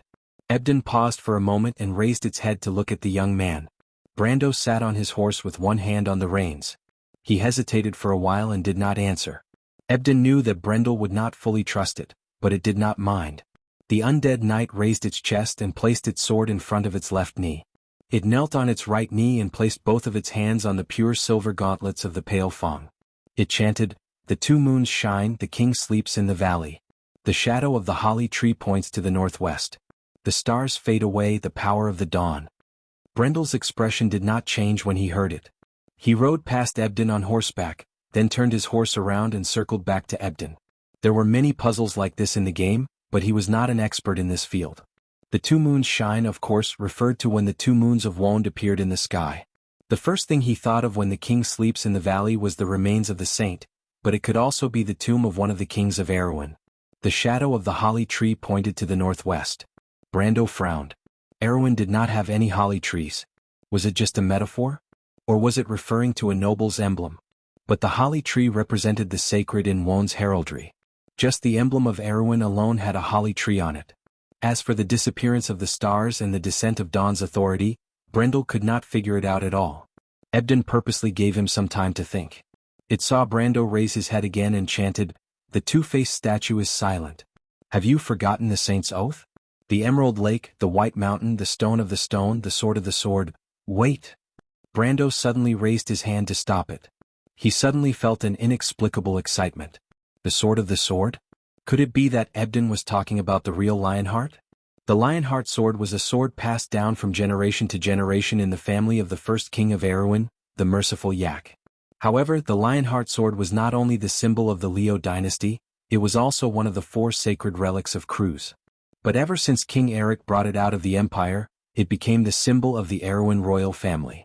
However, it was widely known that the Lionheart sword had long been lost during Erwin's civil war. Every subsequent king who succeeded to the throne wielded a replica. However, only a limited number of people knew about this secret. Once it was revealed, it would cause a huge uproar. Back then, Brando only learned about this after Erwin had perished. If Ebden was referring to the Lionheart sword, then the second part of the riddle made sense. The saint's oath should be referring to the holy knight's oath that Yak swore on the Lionheart sword, to lead the people of the Southern Empire away from the arrogant and greedy nobles. He rose up against them, and that was where the benevolence in his title came from. However, what did the Emerald Lake, the White Mountain, and the stone within the stone mean? Brando couldn't help but feel puzzled. It was said that the real Lionheart sword had the power to control the rise and fall of a kingdom. It seemed to be the truth as well. Ever since Erwin lost the real Lionheart sword, each generation declined and eventually died. However, Brando didn't believe in this saying. The rise and fall of a kingdom was linked to a sword. No matter how legendary the sword was, it was just a way to shirk responsibility. However, he was curious about the legend of the sword and why it was so popular in the stories of bards. According to the forums, the sword was at least a gold-tier weapon. Thus, he couldn't help but ask, "What is the Emerald Lake?" Unexpectedly, Ebden shook his head. "I don't know either. But I often think about it and remember these two sentences. There is even a sacred oath that binds me. But I don't know where these memories come from and why they are so pervasive." "Not every undead likes to remember," Brando replied. He suddenly felt that Ebden wasn't a simple person when he was alive. At least, in his memories, Ebden had nothing to do with the royal family. "I'm a little special and I know this myself," Ebden replied. The undead knight adjusted his helmet and continued, "Most undead that live in the darkness have intelligence, but I'm different from them. That's why I don't trust them. But when I see you, young man, I feel that you might be able to help me solve this mystery." Brando didn't reply. He felt that Ebden's words seemed to be true, but he wouldn't believe it easily. He was thinking about the Emerald Lake, the White Mountain, and the stone within the stone. He suddenly noticed that the two-faced statue didn't say anything, and he couldn't help but shiver. The statue didn't say anything. Could it be referring to the stone sage in the basin south of Randner? The more Brando thought about it, the more he felt that it was possible. If the revelation came from the stone sage, then it would be a little troublesome. He would need the sage slate to make the stone sage speak. But where would he get the sage slate from? The nearest sage slate should arrive in Bragg's half a month later. The black market price was 500,000 tor, and it wasn't a small sum. The only consolation was that the stone sage was in the same direction as what he was going to do next. This would save him a lot of time, and Brando really didn't have much time left. He sat down on his horse and asked, "That's all you want to say?" Ebden nodded. "I have one more request." "Speak." Brando looked back. Under the command of Reto and Mano, the battle in the valley was nearing its end. Ebden took off the badge on his chest and said, "I hope to die like a real knight, or at least let my sword and armor accompany me forever." This badge is called the Lion Badge and it has powerful magic power. It has no meaning to me now, so I'll pass it to you. Also, this is my pouch, there are some things in it that might be useful to you. Brando knew that if he was willing, he could also obtain the Pale Fong. He originally wanted to give the sword to Freya. However, he looked at the White Knight, and nodded in the end. Both of them knew that an oath was meaningless compared to a dead person and a living person, so it was better to trust each other's promises. The reason why Ebden said so much to him was probably because he trusted him. Based on this point alone, Brendel would not go back on his words. Of course, Ebden must die, and the refugees will not allow a high-ranking undead general to be with them. Brando took the badge and glanced at it. There was a lion's head engraved on the brass surface. Lion Badge, Conflict Aura +1. Brendel almost dropped the badge from his hand. Conflict Aura was the core skill of a holy knight. It could be trained up to level 29 and could only be trained up to level 10. It increased 1 point of defense at the beginning, 0. 5 point of defense for every level before level 10, 1 point of defense for every level after level 10, and 1 point of defense for every level after level 20. It increased exponentially. At level 21, Conflict Aura would increase defense by 2, at level 22 it would increase defense by 3 and so on. Originally, this skill could increase defense by 10 points when it reached level 29. However, with the addition of an additional level, this badge would increase defense by 11 points. What kind of concept was 11 points of defense? It was almost equivalent to 14 millimeters of frontal armor, which was almost equivalent to 3 sets of full body plate armor. Brando immediately decided on his development path as soon as he received the badge. He would become a Templar Knight. He also knew that there was a full body armor with a +1 Conflict Aura skill, and a Lion Shield with a +1 Charge Aura skill. With this combination, he would have an additional 40 defense after becoming a Templar Knight. It would be like a moving fortress, and it was not just him. In this era, all the soldiers within 60 feet of him were like tanks. What would it be like to charge on the battlefield? Brando suddenly remembered that Ebden had a full-body armor. It was no wonder that it was known for its terrifying defense among the four knights of the apocalypse in the later stages of Madara. Ebden the Conqueror, as expected of the Conqueror, Ebden the Conqueror. Although his heart was in turmoil, he did not show it on his face. After going through so many life-and-death situations, Brendel felt that he was more mature than before. If this was in the game, who knows how much he would be proud of getting such a badge. He kept the badge and opened the other party's pouch to take a look. However, he soon found that the White Knight's collection was not rich. There were only some low-level materials in it, and the most valuable was a few pieces of adamantine, which was the material for making full steel armor. It seemed that the future four horsemen of the apocalypse had already begun to make plans. It also knew the power of this badge. Brando could not help but look at the other party. "Do you have any other requests?" he asked. Ebden shook its head. "Please do it." Brando knew that if he let it die here alone, it would be a disgraceful thing. A knight on the battlefield would at least die in the hands of the enemy and return to the embrace of the earth. He did not have time to let Ebden return to the earth, but he could at least fulfill its first wish. The Shire pulled out his sword and walked forward, but Brando stopped him. His forehead was covered in cold sweat as he pulled out the elven sword and exchanged glances with Ebden. Then he rode his horse forward and stabbed the sword into the other party's chest. Ebden cracked a smile, and the flames in its eye sockets flickered. "I've told you so much with my memories, young man. Because I'm still Madara's Ebden until the moment of my death. Perhaps I should thank you for freeing me," the undead knight sighed, "but at the same time I died as a dark noble. The eternal death of Madara, the symbol of immortality. I just did not expect to lose." The soul fire in its eye sockets eventually dimmed. The White Knight, Ebden, was finally dead. Brando knew that from this moment onwards, there was no more Madara's four Knight of the Apocalypse. He looked at the remains of his opponent in silence. Then he watched as the silver light that filled the sky rose from the remains and merged into his body. It was as if a warm power had soaked into his body. He had never felt this when he absorbed experience before, but Brando understood that this was power, the pure power of the soul. He had obtained a total of 1,300 experience points from killing this commander who was over level 30. Adding the total experience points from the previous battles, he had obtained close to 2,000 experience points in the past few hours after killing Zasser. It seemed like it was more than enough to level up, but Brando did not do so. He suppressed the urge and knew that it was time for him to accumulate more experience points. After all, he still had a lot of things to do after the war ended. He raised his head to look at the sky.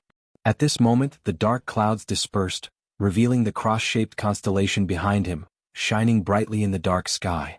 The knight's throne. Then he raised the white deer statue in his hand and saw the beautiful creature showing its figure from the side of the mountain. It then turned around and disappeared in the northeast direction. Brando turned around and saw Reto riding his horse over. "There are a lot of zombies on the mountains on the left and right," Reto said in a low voice. "I understand. There's not much difference in time," Brando replied calmly, "so let the refugees get on their way. In other words, we don't have much time to waste.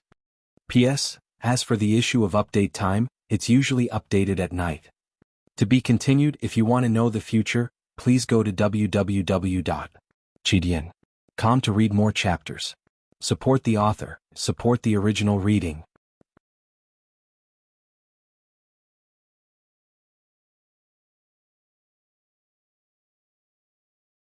Chapter 92. How bold of him to call himself a member of the royal family. Her Royal Highness gently tucked her silver hair behind her pointy ears with one hand. She picked up the white porcelain teacup, took a sip and smiled. "But the two moons shine together, and the king sleeps in the valley.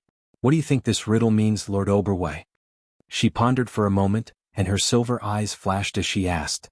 Most of the noble families in the kingdom have their own hidden treasures, and this is not an unknown fact. But Ebden mentioned an oath with the royal family, so this treasure must be related to the royal family. Oberway thought for a while and replied, "I think it is not that simple, Lord Oberway. The saint's oath might be related to my ancestor Eric." Oberway nodded. "The Emerald Lake, the White Mountain, should be referring to Radner's goddess lake. I heard that it is the resting place of a saint." "I see. Do you have any other theories?" The local fishermen often say that they see a knight of the lake in the fog, guarding the center of the goddess lake. Some people have seen an island with a white rock on it, and it must be the White Mountain. Thank you for telling me this, Lord Oberway. But what is the double-faced stone statue? I do not know, Princess Griffin. That's true. The desire for the mysterious treasure is mostly due to the unknown. This must be the joy of the knight's story. She covered her mouth and laughed. I'm sorry for making a fool of myself, Lord Oberway. It's nothing, Princess Griffin. I'm also wondering who Ebden was when he was alive. Because there is no one called Ebden who was a knight of the royal family. Oberway replied. Ebden might not be called Ebden when he was alive. Griffin thought for a while and replied. I think so too, Princess Griffin. Oberway bowed. Griffin stared at the middle-aged man. She was sure that he must have done his research. She could not help but think that if this important official of His Majesty values the young man so much, it must be because of His Majesty's intentions. What ability does he have that you value? Is it his personal ability? Part of the reason, but not all of it. Most likely he had taken a fancy to the power behind the young man. The princess could not help but touch her lower lip with her finger. Is the Highland Knight really that important? Can it really restore Erwin's glory? Unlike the local nobles and the royal faction, she believed that the kingdom needed a new force to revitalize it. But where was this new power? Highland Knight? Militia? Or the garrison? It didn't look like it. He kept feeling that there was something missing. The half-elf girl thought of that young man and shook her head. It wasn't him either. She even vaguely felt a trace of danger. She was slightly startled by the young man and felt a trace of astonishment. Could it be that he was jealous? The girl hurriedly shook her head. Your Royal Highness? Oberway noticed the princess's absent-mindedness. I'm sorry, Lord Oberway. Please continue. Oberway looked at her strangely and nodded. The first moon set in the west and the second moon shone in the sky. Fog gradually rose in the Abyss forest, and the fog in the mountains had a trace of coldness. Brando held the reins with one hand and looked around on the horse's back. He confirmed that the white stag was gradually bringing them east into the lowlands. A few minutes ago, Reto came to him to tell him that Marcus and his zombie army had stopped chasing them. It was not surprising that they had noticed that their power was gradually declining. The valley was completely silent. Two majestic colossi of more than 30 meters in height suddenly appeared in front of everyone in the valley through a thin layer of fog. Even Freya and the other mercenaries could not help but look up at the lifeless boulder and did not say a word for a long time. Who would have thought that there would be such a scenery behind the desolate valley? Through the thin layer of fog, it was as if their eyes had seen through the shackles of 1,000 years and landed on the boulder covered with the dust of history. For a moment, there was an inexplicable sense of heaviness in their hearts. The colossi were wearing robes, armor, and skirts. They wore elven-pointed helmets with wings on both sides before the age of the sages. They held a spear in one hand and a giant shield in the other. They looked straight ahead. It was the appearance of the holy warriors in most myths. According to legend, each of these warriors came from the Golden Race. They followed the Azure Knight to fight the Twilight Dragon on the earth during the Dark Age and finally freed Wone from the clutches of darkness. In other words, they were the guardians of all intelligent creatures. The refugees and mercenaries entered from the foot of the colossi. They suddenly felt a sense of cleansing in their hearts, as if all the dirt and exhaustion had been washed away. They felt refreshed. Many people even stopped to check if they were hallucinating. Brando looked at these people. He did not tell them that this was actually Wone's most powerful protective barrier, the 10 Laws Decree. In fact, the effect of this barrier was more obvious for people with stronger dark powers.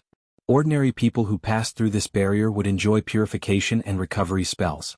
But for evil beings like Marcus and the White Knight Ebden, once they passed through this barrier, they would immediately be converted from extreme evil to extreme justice. However, if they wanted to experience this effect as undead creatures, they would first have to pass through the test of the 14-ring lightning strike spell at the tip of the two colossi spears. It was a divine spell. Not to mention Marcus, even the 24 eternal dukes of Madara would be turned into ashes if they came here. After passing through the colossi at the entrance of the valley became wider and wider.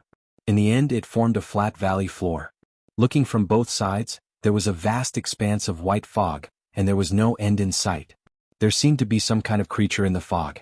The white fog billowed, sometimes forming an angel with wings flying in the sky, a tall knight or a fierce griffin, but in the blink of an eye they disappeared. In this strange valley, no one dared to be too far away from Brando. The refugees consciously stopped talking, nervously looking at the strange scenery around them. Freya felt more and more incredulous as she stood behind. This place did not look like a mysterious place that ordinary people would understand. But when she looked at Brando, she was not surprised. She could not help but worry about her gains and losses. Brando was so mysterious. Although they were fighting side by side now, she was worried that one day, an ordinary girl like her would not be able to catch up to him. She could not help but frown and look at the Roman, although she did not say it out loud. But in her heart, she knew that the Roman's aunt must have her own secrets. Perhaps it was this kind of Miss Merchant who was worthy of Brando. They were the same kind of people. The more Freya thought about it, the sadder she felt. In the end, she could not help but hang at the back with her head lowered. Brando did not notice the little girl's thoughts, because he was answering the Roman's strange questions. For example, "Where is this place, Brando? Didn't I tell you before? This is the place where the holy saints' remains are. But you didn't tell me where the holy saints' remains are." Brando could not help but feel a headache. He turned around and saw the Shire's serious face. He knew that this guy was definitely not reliable at this time. He then looked at the merchant lady who was sitting on the horse's back. She was dirty and covered in mud from head to toe. There was nothing he could do about it. After all, this young lady had secretly gone to learn how to ride a horse. When Brendel found out about this, he was almost scared to death. He was afraid that his little Romaine would accidentally fall and injure herself. He did not expect that when he ran over to take a look, the Roman actually took a bundle of rope and tied herself to the horse's back. She even ran over to him to show off. In the end, she was naturally scolded by Brando so that she would know what she could and could not do in the future. The place where the holy saints' remains are the ancient kings and sages' resting place. They used their spirit to open up a territory and called it their country. Here all their people are protected and outsiders will be lost forever. Brando answered. "Does that mean there are many places like this, Brando?" The Roman's little face was full of curiosity. Half of her body leaned over and asked curiously. "Of course." Brendel sniffed and his eyebrows almost furrowed into a ball. He made up his mind to let this little brat take a bath when they were out of danger. Which girl could stand the smell of mud all over her body? Sometimes he really wanted to open up the merchant lady's head to see what was inside. They are all called the holy saints' remains? When they were talking, the others could not help but come closer. After all, it was such a magical place. Everyone wanted to hear the young man's opinion. However, these mercenaries were a little curious. This knowledge was not something that ordinary people could come into contact with. Some of them had seen a lot, and it could be said that their knowledge was not much less than the average noble. But they also did not know a lot of the terms that the young man mentioned. They only heard that the young man was a Highland knight. Were the Highland knights really that mysterious? However, in reality they did not know. Not only them but even the Shire was a little confused. After all, as an apprentice, his knowledge was not omnipotent. The Holy Saint's remains was related to ancient legends. In this aspect of knowledge, there were not many wizards in the Black Tower who were proficient in it. As far as the Shire knew, there were probably no more than 5 people who knew more about it than Brando. Then where did his lord's knowledge in this aspect come from? The Shire had some doubts in his heart, but he did not ask. After all, at least as far as he knew, people who could see and use the cards of fate were not simple people. Brando listened to the Roman's question and shook his head. Of course they have their own names. Every Holy Saint's remains is related to the king who hibernated there. Just like this valley of mist that is everywhere and located in the lowland swamps. As far as I know, it is called the Home of Fairies. Home of Fairies. The Night King was one of the 11 kings. Long before the Flame King Gretel, he was the guardian of humans. He had an agreement with the Fairy Queen. The Fairy Queen let him eat the golden apple and become the king of humans. After his death, his soul returned to the Utopia and rested here, continuing to fulfill the promise. This is a place where time is chaotic. Compared to the outside world, the night here tends to be stagnant. Only during the day will time flow again. Legend has it that there is a golden apple tree in this valley. The Fairy Queen lives under the golden apple tree, but no one has ever seen her. Of course, if a mortal sees her, they will never be able to leave. He turned his head and saw the Roman staring at him with her clear black and white eyes, her face clean. Golden apple? Don't tell me that's all you heard? Brando's mood was instantly ruined, and he could not help but ask in annoyance. The merchant girl nodded seriously. All right, little Roman, I won't talk to you about this anymore. He almost couldn't catch his breath, but just as he was about to reason with the merchant girl who did not understand the situation, he suddenly froze and turned his head in a direction. Everyone turned their heads and followed Brando's gaze.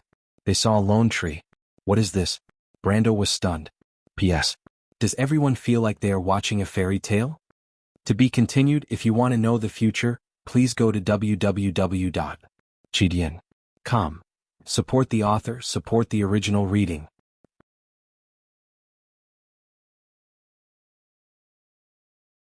Chapter 93.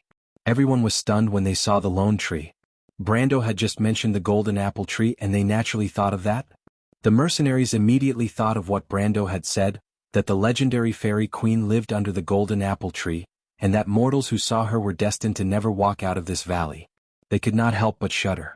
These people could not help but look around instinctively, afraid that they would be trapped here forever if they were not careful. It was not easy for them to escape from Madara's undead army, and they were not going to be alone here for the rest of their lives. But what they did not expect was that Brando was not worried about the golden apple tree at all. In his previous life, players like him had already searched the entire valley. What seemed like a mysterious valley in the eyes of others was no secret to him at all. From here to the other side of the valley, there was nothing but bare ground and fog. There was not even a single strand of hair. There were no monsters, no treasures, nothing alive, and not even a trace of life. As for the legendary golden apple tree and the fairy queen, they were even more illusory things that were only passed down in myths by NPCs, and players had never seen them before. But what surprised him was the lone tree. He confirmed again and again that there was no such tree in the game. He had walked back and forth in this valley many times, and he should not have remembered wrongly, because everything in the valley was the embodiment of the king's idealization. Even if it changed during the day, it would return to its original state at night. Brando remembered clearly that unless there was a change in the valley's plot or the flow of time, the scenery would not change accordingly. But there should not be any quests in this valley. Could it be that the fairy home that existed in everyone's vision at this moment was not the one in the game? Brando immediately had a guess. Unless someone was hiding his experience, or the fairy home had changed before the players entered. But which should it be? The former seemed possible, but if one thought about it carefully, one would find it suspicious. For players, it was often difficult for one person to discover all the secrets of a place, so even if the first person was hiding something, the probability of everyone thinking the same thing was not high. But then Brando thought that it could not be ruled out that one person had repeatedly come here. Although it seemed a little idealistic, it was not impossible. He recalled that the first person to discover this valley should be the theologian of the Stellar Guild, a player called Clan War. The second person to enter was a knight, and the third was a female player from KOK.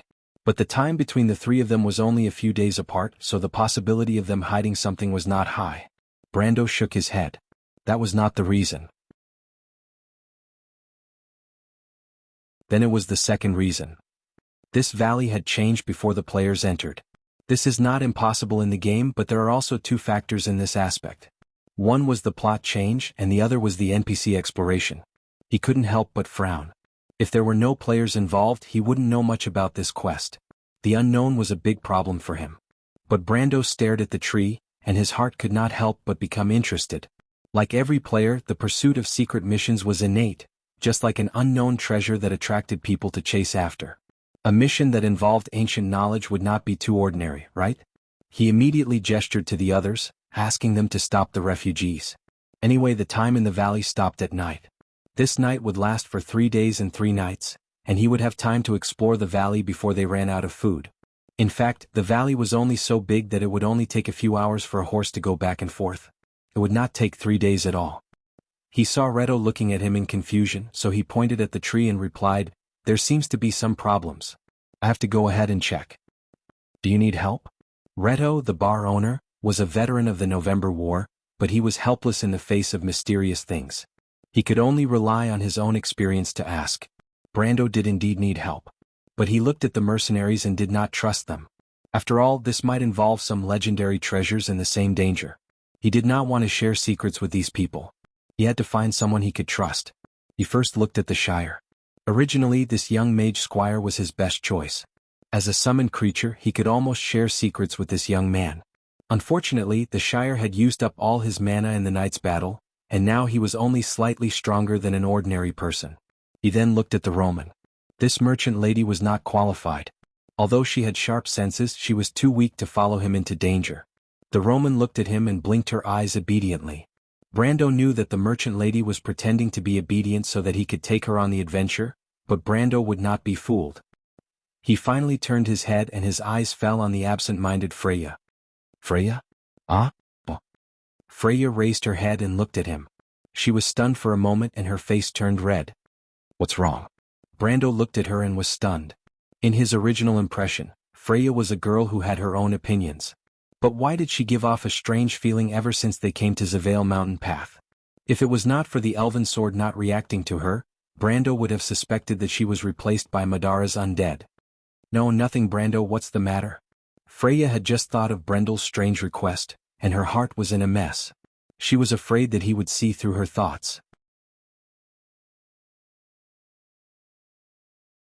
I want to take a look at the front. Come with me. Freya was stunned for a moment and immediately nodded, okay. I want to go too. The merchant lady twisted around on the horse's back. You stay here obediently. If you want to learn how to ride a horse so badly, I'll let the Shire teach you. But if I come back and see you tied to a horse, I'll drag you over and tie you horizontally behind my horse. Brando looked at her and said fiercely, but I can't learn it. Roman answered bluntly. Can't you be a little more humble? Brando could not help but shake his head. It's okay, we have a lot of time. Riding a horse is a very simple thing. You have to go on an adventure with me. You can't not ride a horse. It's okay, Brando. I can tie myself to a horse. I don't feel uncomfortable. The merchant lady thought for a moment and answered seriously. It has a lot to do with whether or not you feel comfortable, has nothing to do with it. Brando glared at her. He was too lazy to pay attention to the complaints of the future merchant lady.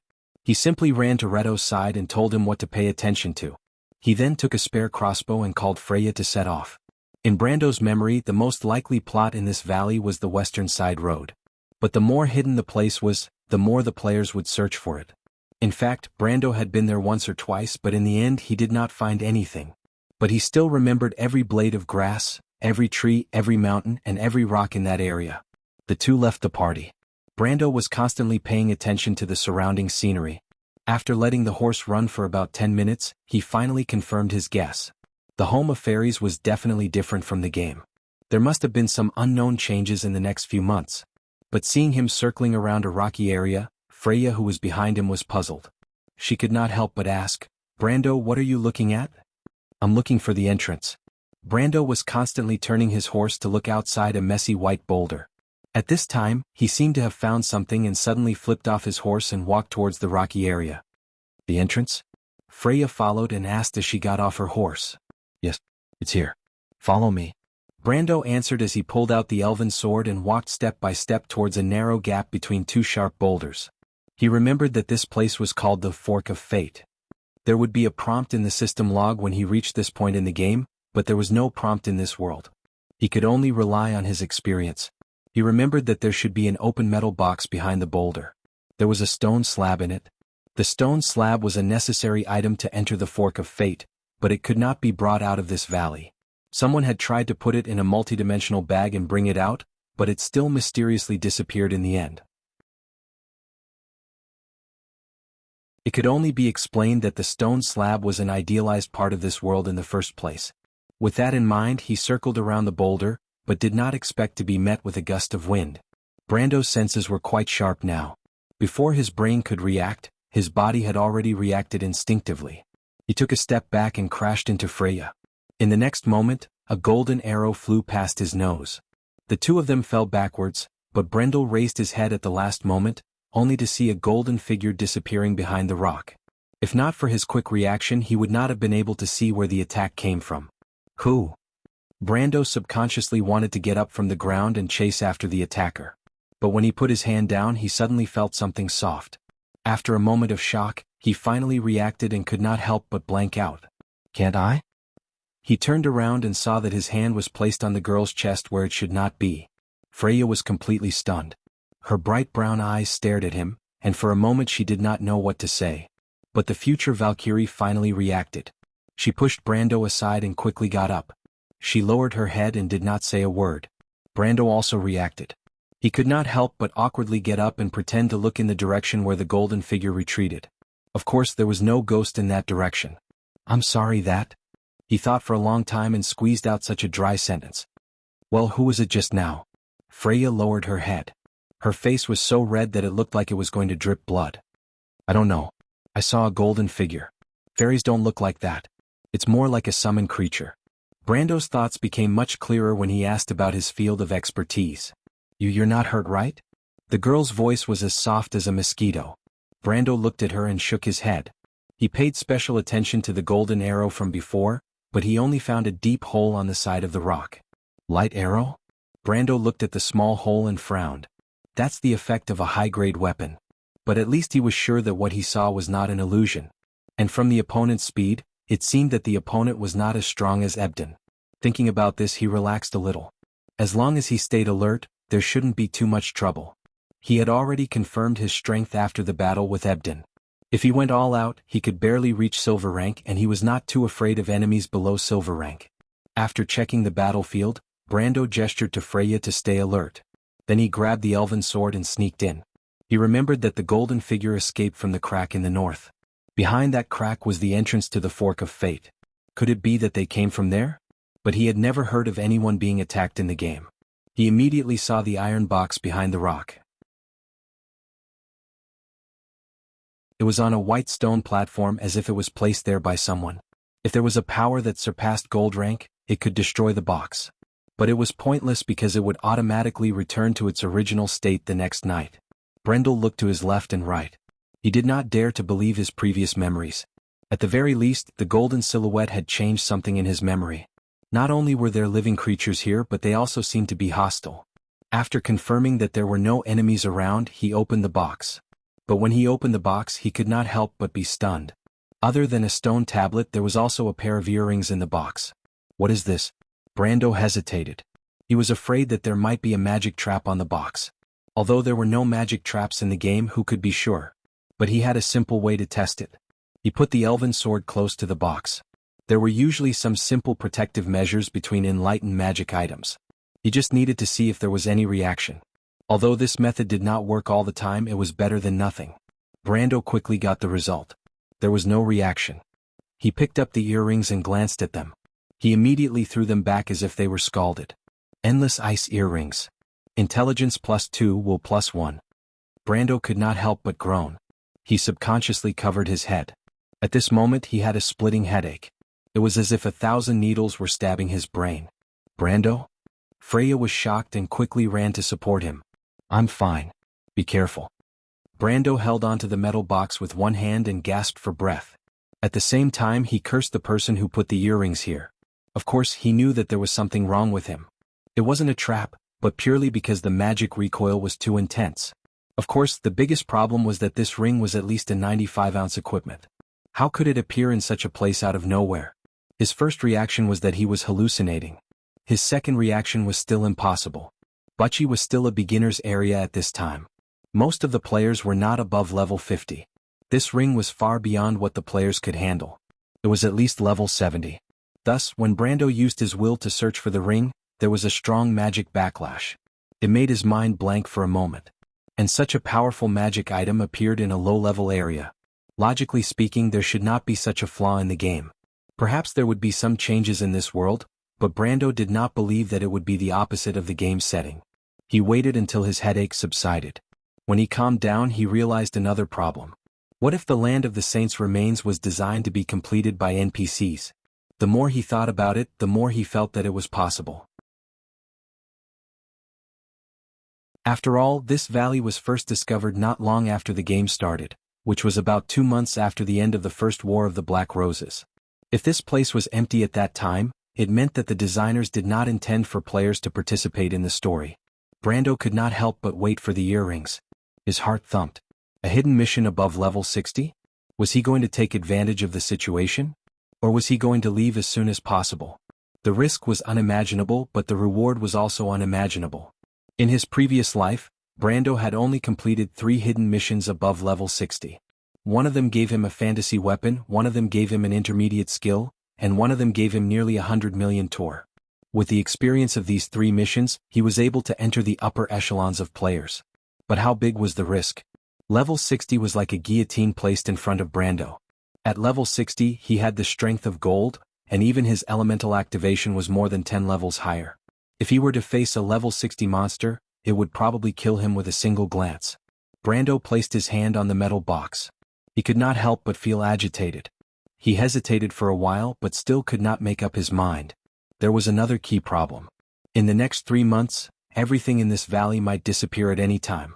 It was possible that if he gave up on this risk today, he would not have the chance to choose again tomorrow.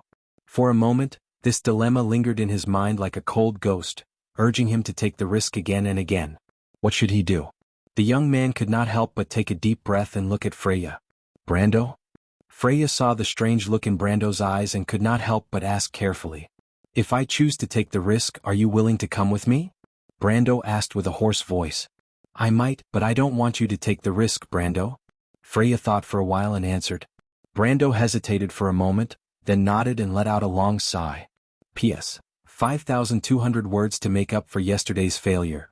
To be continued. If you want to know what will happen next, please go to www.chidian.com. There are more chapters. Support the author, support the original reading.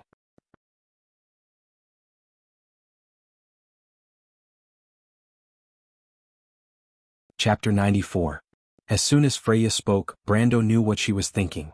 But he calmed down. He had experienced 3 hidden quests above level 60 and knew more. He did not want to risk his life for one of them. He had used all his strength to fight against Ebden, and he would definitely die if he faced a character above level 60. He also thought of another problem. After the first War of the Black Rose ended, Madara's army slowly retreated from Erewhon in the following month. The undead's control of this area lasted until mid-August. Before that, this area was practically uninhabited. The undead would definitely not explore this valley. Even if they wanted to, they did not have the ability to do so. The 14-ring lightning strike at the entrance was enough to make them retreat. This meant that he still had a lot of time to use until mid-August. Thinking of this, he took the earring and walked back. He patted the girl's shoulder and said, "Let's go back." Brando? There are still many opportunities to take risks, but Freya and I only have 1 life each. Brando smiled. You're right, I had some mental problems just now. He sighed again. He knew that it was because he felt that time was too tight. The War of the Black Rose ended at the end of July. The civil war in Erewhon began in September, and then the coup in November. Even if he counted from now, he only had 5 months. Brando did not want to change history, but he wanted to protect Roman, Freya, and the others. At the very least, he needed to have the basic strength. It was because he knew that the world would become chaotic. Justice and justice would be destroyed by the war. In order to survive in this chaotic world, he had to do something. Freya and Romain might not understand it, and even the people who followed him would not understand it. But sometimes he could not help but think that the prophet also had his own troubles. The feeling of helplessness when he knew what was going to happen, but was unable to change it, was much stronger than normal people. Freya blushed. What did you say? Nothing, Brando replied. He sheathed his sword and walked out of the rocky area, motioning for Freya to follow him. Just as the 2 of them left, 2 people slowly walked out from the dark crevice between the rocks. One was tall and the other was short. The taller one seemed to be a woman. She wore a strange white robe with blue feather patterns on her sleeves, chest, and shoulders. However, it was similar to the desert robes of the Quilodians. The waist was narrow, but the sleeves and trousers were unusually wide. She had a head of long silver hair, and her eyes were dark green like the deepest lake. There were 2 red lines on her face, but she didn't have much expression. She stared at the backs of Brando and Freya for a long time before she spoke. Alas, you're not going to keep them? Her voice was neutral and flat, like plain water. Fu Luofa, you should keep your attacks hidden like your claws and teeth. Otherwise it won't be fun. She heard an excited voice. The short girl was about 14 or 15 years old. Her long blonde hair was tied up in a pair of dazzling ponytails. She was wearing the traditional leather clothes of most adventurers, but she was carrying a heavy iron box as tall as a person on her back. If you looked at the iron box, you could see the pattern of 5 interconnected stars. Fu Luofa thought for a moment. Then why did you attack them, Alas? You're so boring, Fu Luofa. That was just a small test. No wonder your power dropped by more than 98%. I was worried that there was something wrong with the law of gold. Fu Luofa, I really don't want to marry someone as boring as you. Alas, we are dragons. Humans is just a reference. Forget it, I don't want to talk about this with you. That human man actually took your earring, Fu Luofa. Doesn't he know what this means? She snickered as she spoke. Fu Luofa glanced at her and didn't answer this time. Forget it, what a boring guy. But I really want to see their expressions when they see that little gift. I heard that humans are very greedy creatures. Aren't you here to find the legend of the golden fruit tree, Alaz? Why did you give it to them? You see, the legend of the golden fruit tree is not as interesting as the struggle of small creatures. I decided to give this adventure to these two little guys. Besides, I think that human man looks quite familiar. Maybe he has something to do with the King of Night. Fu Luofa turned around and looked at her. Do you know the King of Night? Alaz immediately coughed. That's just a saying, Fu Luofa. What are you planning? The long-haired girl asked indifferently. Nothing, just a small test. Alaz snickered again. Fu Luofa frowned. When Leto saw Brendel and Freya coming back, they had already settled down the refugees and were preparing their meals. From afar, there was a small patch of smoke at the bottom of the valley that was shrouded in thick fog, adding a bit of liveliness to the place. After a night of battle, both the mercenaries and the militia were exhausted. When Brando rode through the crowd, he saw many people gathered in twos and threes and fell asleep. However, there were some refugees who took the initiative to bring food to the people who protected them. They shook the sleeping soldiers awake and then brought the steaming hot food to them. Brando saw this scene and couldn't help but feel a little relieved. It could be said that if it weren't for him, there wouldn't be a tenth of these people left. He changed the lives of these people and these people changed more people. History was changed little by little like this. Although it was still very weak now, it was gradually gaining strength. Brando met the veteran of the November War, the boss of the Red Copper Dragon Story Club. The other party whispered to him if he wanted to depart immediately. But when Brando looked back, he saw the Shire and Sue sleeping soundly on a wooden box not far away. He then looked at the others. The whole camp was silent. He thought for a moment and shook his head. Anyway, his plan was already more than half completed. There was no need to push these people too hard.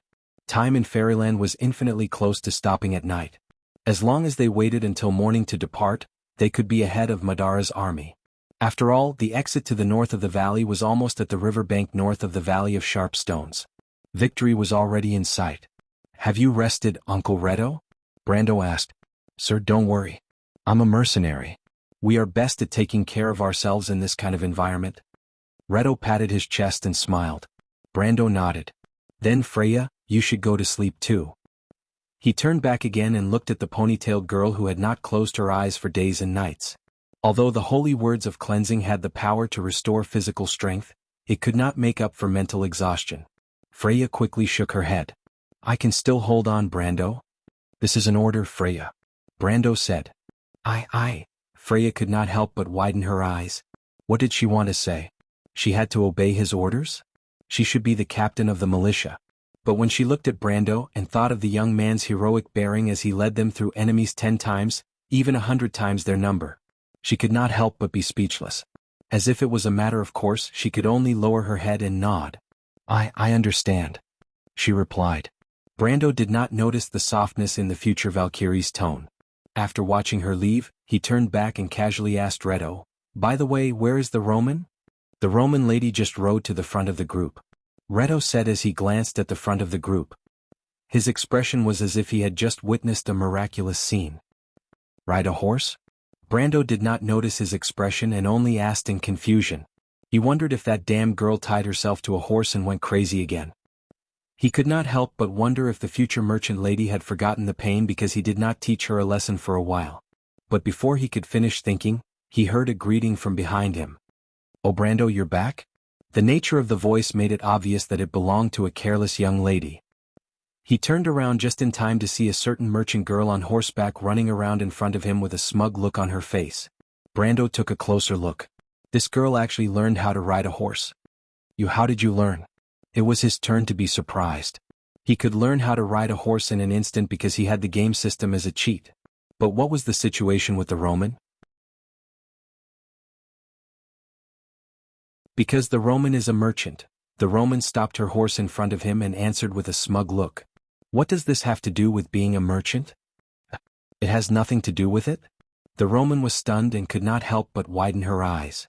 But shouldn't all merchants know how to ride a horse? I have to say this, Miss Roman. Most merchants don't know how to ride a horse. Redo chimed in. The Roman's pair of small eyebrows frowned together. Is that so? It doesn't matter. The Roman is a more powerful merchant. Brando, am I right? Yes. Brando was too lazy to pay attention to her. He thought that this might be the so-called compensation from the heavens. Someone with an abnormal brain would naturally be more blessed by the heavens. It was probably the so-called fortune favors fools principle. He glanced at her in annoyance, then dismounted and ordered, "Little Roman, since you are so free, accompany me to the camp for a walk." "Okay, Brando." The merchant lady looked very excited. "Do you need me to come with you, my lord?" Reto asked as he turned his horse around. Brendel did not spit out a mouthful of blood. He thought to himself, "Uncle, can you not be so eager to be a third wheel?" But he also knew that Reto had good intentions and could not refuse. He could only nod gloomily. But just as he dismounted, he suddenly felt something strange in his waist pouch. He was slightly stunned and opened it. It would have been better if he did not see it. His face suddenly changed as he subconsciously thought that he was hallucinating. He then closed his waist pouch and opened it again. Brando was convinced that he must have been hallucinating. How could he have such a thing in his waist pouch? I was too excited yesterday to write the first flight of the 4th generation. In order to celebrate today, I decided to go all out. This is the first update. By the way, I beg for monthly votes. I don't have many friends voting for me these days.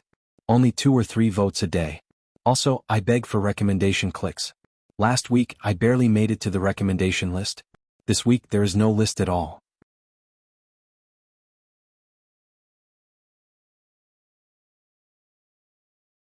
Chapter 95. After listening to the story, the silver-haired girl was silent for a long time. She rested her chin on her finger and thought for a while.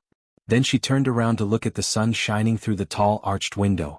The sun outside was already leaning towards the west. "So what is the end of the story, Lord Oberway?" she asked. "The end is me telling the story to your highness." "Isn't the end obvious, your highness?" "That's true. But there is one more thing you haven't said, Lord Oberway," the princess asked with interest. "You said he obtained something good in the process. But, from the beginning to the end, I didn't hear you describe it in words," the half-elf girl asked. "Is that so, your highness? But I remember that I explained it very clearly." Oberway smiled and pretended to be surprised. "Lord Oberway, are you talking about the badge that Ebden gave him?" "It's just a magic badge. It can't be considered something good, right? I think with your knowledge you shouldn't be talking about this." No, of course not. Your highness, why don't you think about it more carefully?" The silver-haired girl calmed down and pondered for a moment. "I think it's better to do it in the Valley of the Saints. I remember there was a part of the story that you described very briefly. I think the mystery is in there. Your intelligence is unparalleled, your highness." Oberway praised sincerely, "But I didn't mean to be brief. At that time I did feel 2 powerful auras lurking nearby, and I didn't dare to get close. I wanted to warn them, but I didn't expect to find out too late." "Oh? Lord Oberway, although you are not known for your swordsmanship, I remember that you are a lower gold. There is someone who could make you not want to get close?" The half-elf girl was slightly stunned. "Almost. But fortunately, it seems that the 2 powerful existences didn't want anyone to discover them. They must have used some tricks to make them retreat." Oberway replied with lingering fear.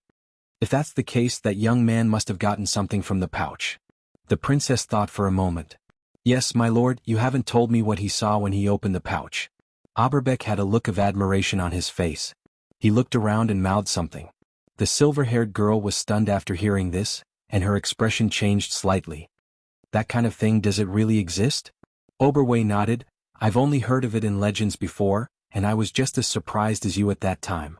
Unfortunately, once that kind of thing is touched by a mortal, it will no longer belong to a second person. It is indeed a pity. Otherwise, it might have been able to change my younger brother's personality. For Erwin, his personality is a little too soft." She looked at the important minister beside His Majesty and said, "Otherwise, no matter what, Lord Oberway will snatch it over, right?" Oberway did not mind and nodded. "Even if he is a friend of Everton's daughter, it is still the same. I'm afraid they're not just friends." The princess couldn't help but smile. Oberway looked at her and knew that she was reminding him not to have any ideas about her. The minister couldn't help but shake his head. He did consider using the only daughter of King Oberg VII to win over the Highland Knight. However, with the princess's strength, it seemed unlikely. But he looked at her and couldn't help but think that since she was a daughter of the royal family, she couldn't escape the path of marriage. In that case, the young man was actually a good candidate. At least, he was much better than many of the noble youths that he had seen before. Of course, he could only think about it. He lowered his head and said, "Since the story has come to an end, Your Highness, it's getting late. Please allow this old minister to take his leave." "Lord Oberway, Lord, please. I still want to stay here alone for a while." Oberway looked up at the silver-haired girl and couldn't help but find it funny. He knew that the princess wanted to avoid her history teacher, Sir Panison, who was probably waiting for her in the side hall for the whole afternoon. Panison might even be planning to complain to His Majesty. "Running away is not a good idea, Your Highness." He couldn't help but remind her softly. The silver-haired girl smiled and her silver-gray eyes revealed a trace of slyness, "But at least it's away." The door closed. The princess was stunned for a moment. She sat on the chair and looked back at the dust floating up and down under the tall arched window. The golden sunlight seemed to weave a dream, and she couldn't help but think about it. What happened after that? The wind started to blow in the forest. A low breeze blew through the canopy like a stream of water, causing the thick fog to move slowly. Layers of white fog filled the air between the branches, contrasting against the clusters of fiery red berries on both sides of the forest. When the morning light was broken, the muffled sound of horse hooves came from afar. The steel-clad hooves crushed the shrubs and berries as they galloped past the sharp stones on the riverbank. The water splashed like white crystal pillars. There were a total of 34 horses galloping across the river. The skeletons in the river felt the tremors of the earth and got up. They were startled by the sound and looked around. However, just as they slowly turned their heads, the phosphorescent flames in their eye sockets reflected a warhorse that was getting bigger and bigger. They were all tall and handsome erect warhorses. Their powerful chest muscles and front hooves directly smashed and chopped these weak undead creatures into pieces, or sent them flying and crashing into the white rocks on the riverbank, shattering them into scattered bones. The cavalrymen broke through the scattered skeletons and gradually slowed down. Their steps became smaller and smaller. The young knight who was leading the cavalrymen suddenly raised his hand. Due to inertia, the 30 or so horses took 2 or 3 steps forward and stopped altogether. More than 100 hooves stopped in the middle of the stream, and the rapid current could only circle around them. A loud shout opened the curtains of the morning. "We won! We won!" Then there was a second shout. "Long live! Long live Brando!" When the horses stopped, they seemed to have realized something. The mercenaries on horseback raised their hands and cheered in unison, echoing throughout the valley. Amidst the cheers, Brando took off his leather helmet and threw it far away. He could not help but wipe the sweat off his cold forehead. The morning breeze brushed past, chilling his face. He wore a gray leather armor and sat upright on the horse's back. He raised his head to look at the green mountains around him and thought, "It's over, it's finally over." He clenched his fists. It had been a nightmarish battle. When they entered the Valley of the Saints from the wastelands, each of them had used up their last bit of strength. A mere 2,000 refugees slaughtered their way out of tens of thousands of undead creatures. It sounded like a fantasy story, but it happened. Perhaps some of them left, some of them were cold corpses lying on the ground, some of them were sad, some of them were crying, but most of them finally made it out, right? He turned around and saw that the mercenaries that Freya brought out from the Red Copper Dragon's Tail gathering were all injured, but they all looked at him with a look of conviction. They knew that he was the one who brought all of this to them. It was almost a miracle. But the young man in front of him did it. He said that he would use his sword to lead them to a miracle, and he did it. Freya brought the militia and chased after him. The first thing she said when she saw Brando was, "Brando, did we really win?" Brando looked at the heroic girl on the horse's back and nodded. He did not say anything, but the militia behind Freya quietened down. All of a sudden, the civilians, the defeated Whitemane soldiers, and the defeated mercenaries all threw their weapons to the ground. They were stunned, they couldn't believe their ears. After a day and night of chasing, they won just like that? Even the Whitemane army could not defeat the enemy, but they broke through their encirclement again and again? Someone could not help but ask loudly, "Sir Knight, did we really win?" Brando nodded. "Long live! Long live!" In an instant the crowd cheered and jumped. They could not help but cry tears of joy. Some of them immediately turned and ran. They wanted to bring this good news to the refugees behind them. The riders looked at these excited people and could not help but smile without saying a word. Just a moment ago, weren't they the same? Brando saw Freya staring at him and could not help but ask, "What's wrong?" The ponytailed girl's face turned red. After days of fighting and managing the refugees, she had grown up quickly. She was no longer the naive girl from the countryside.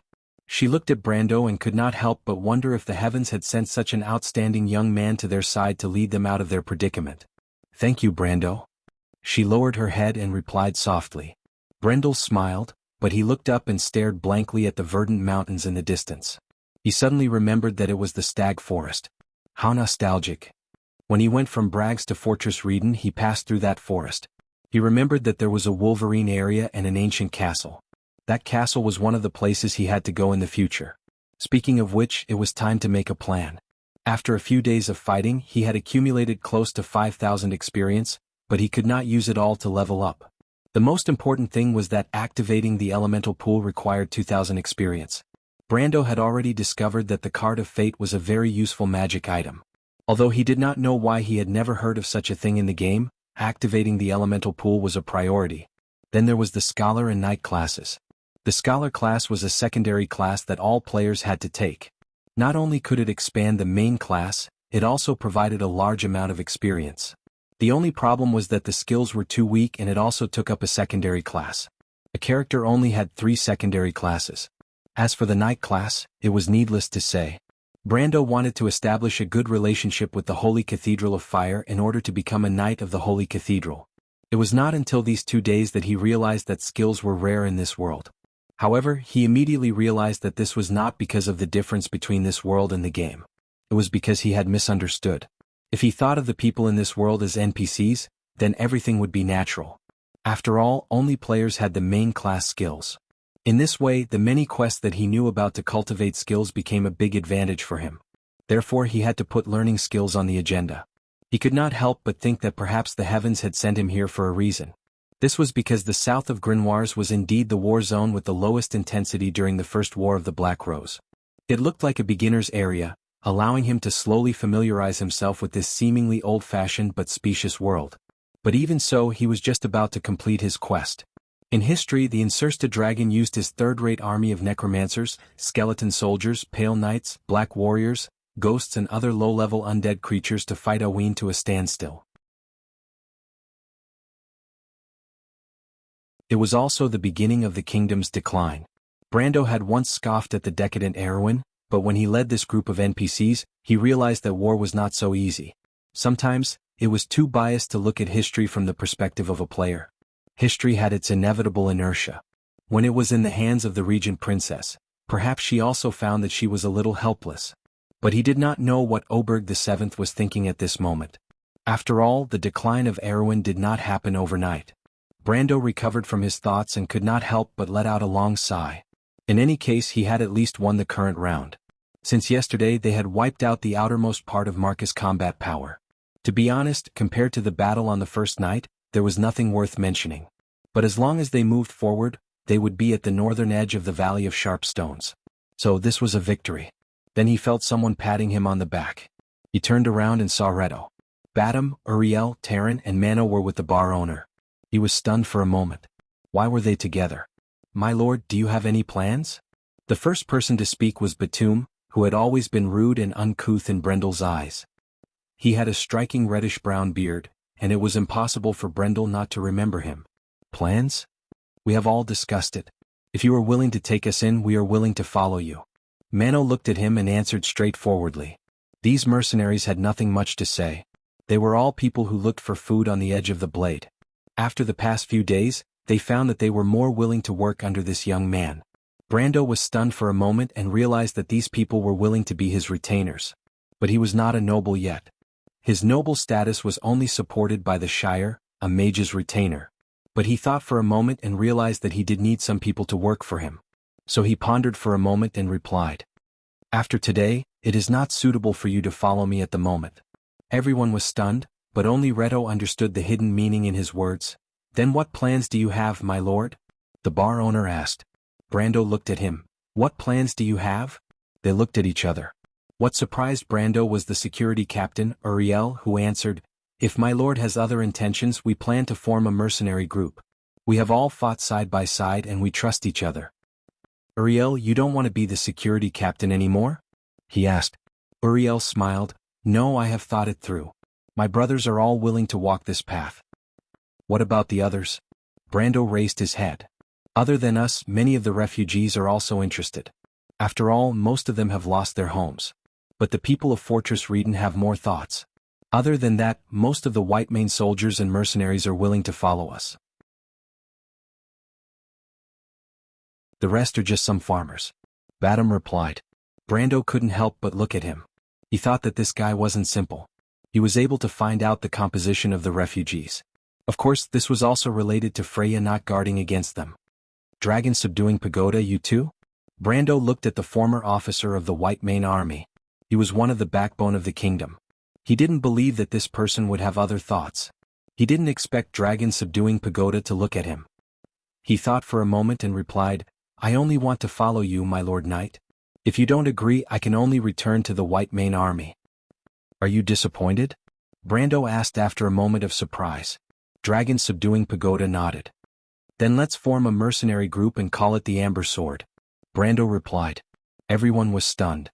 Only Reto asked, Then my lord, what do you think? Think of a way to keep some of the craftsmen among the refugees.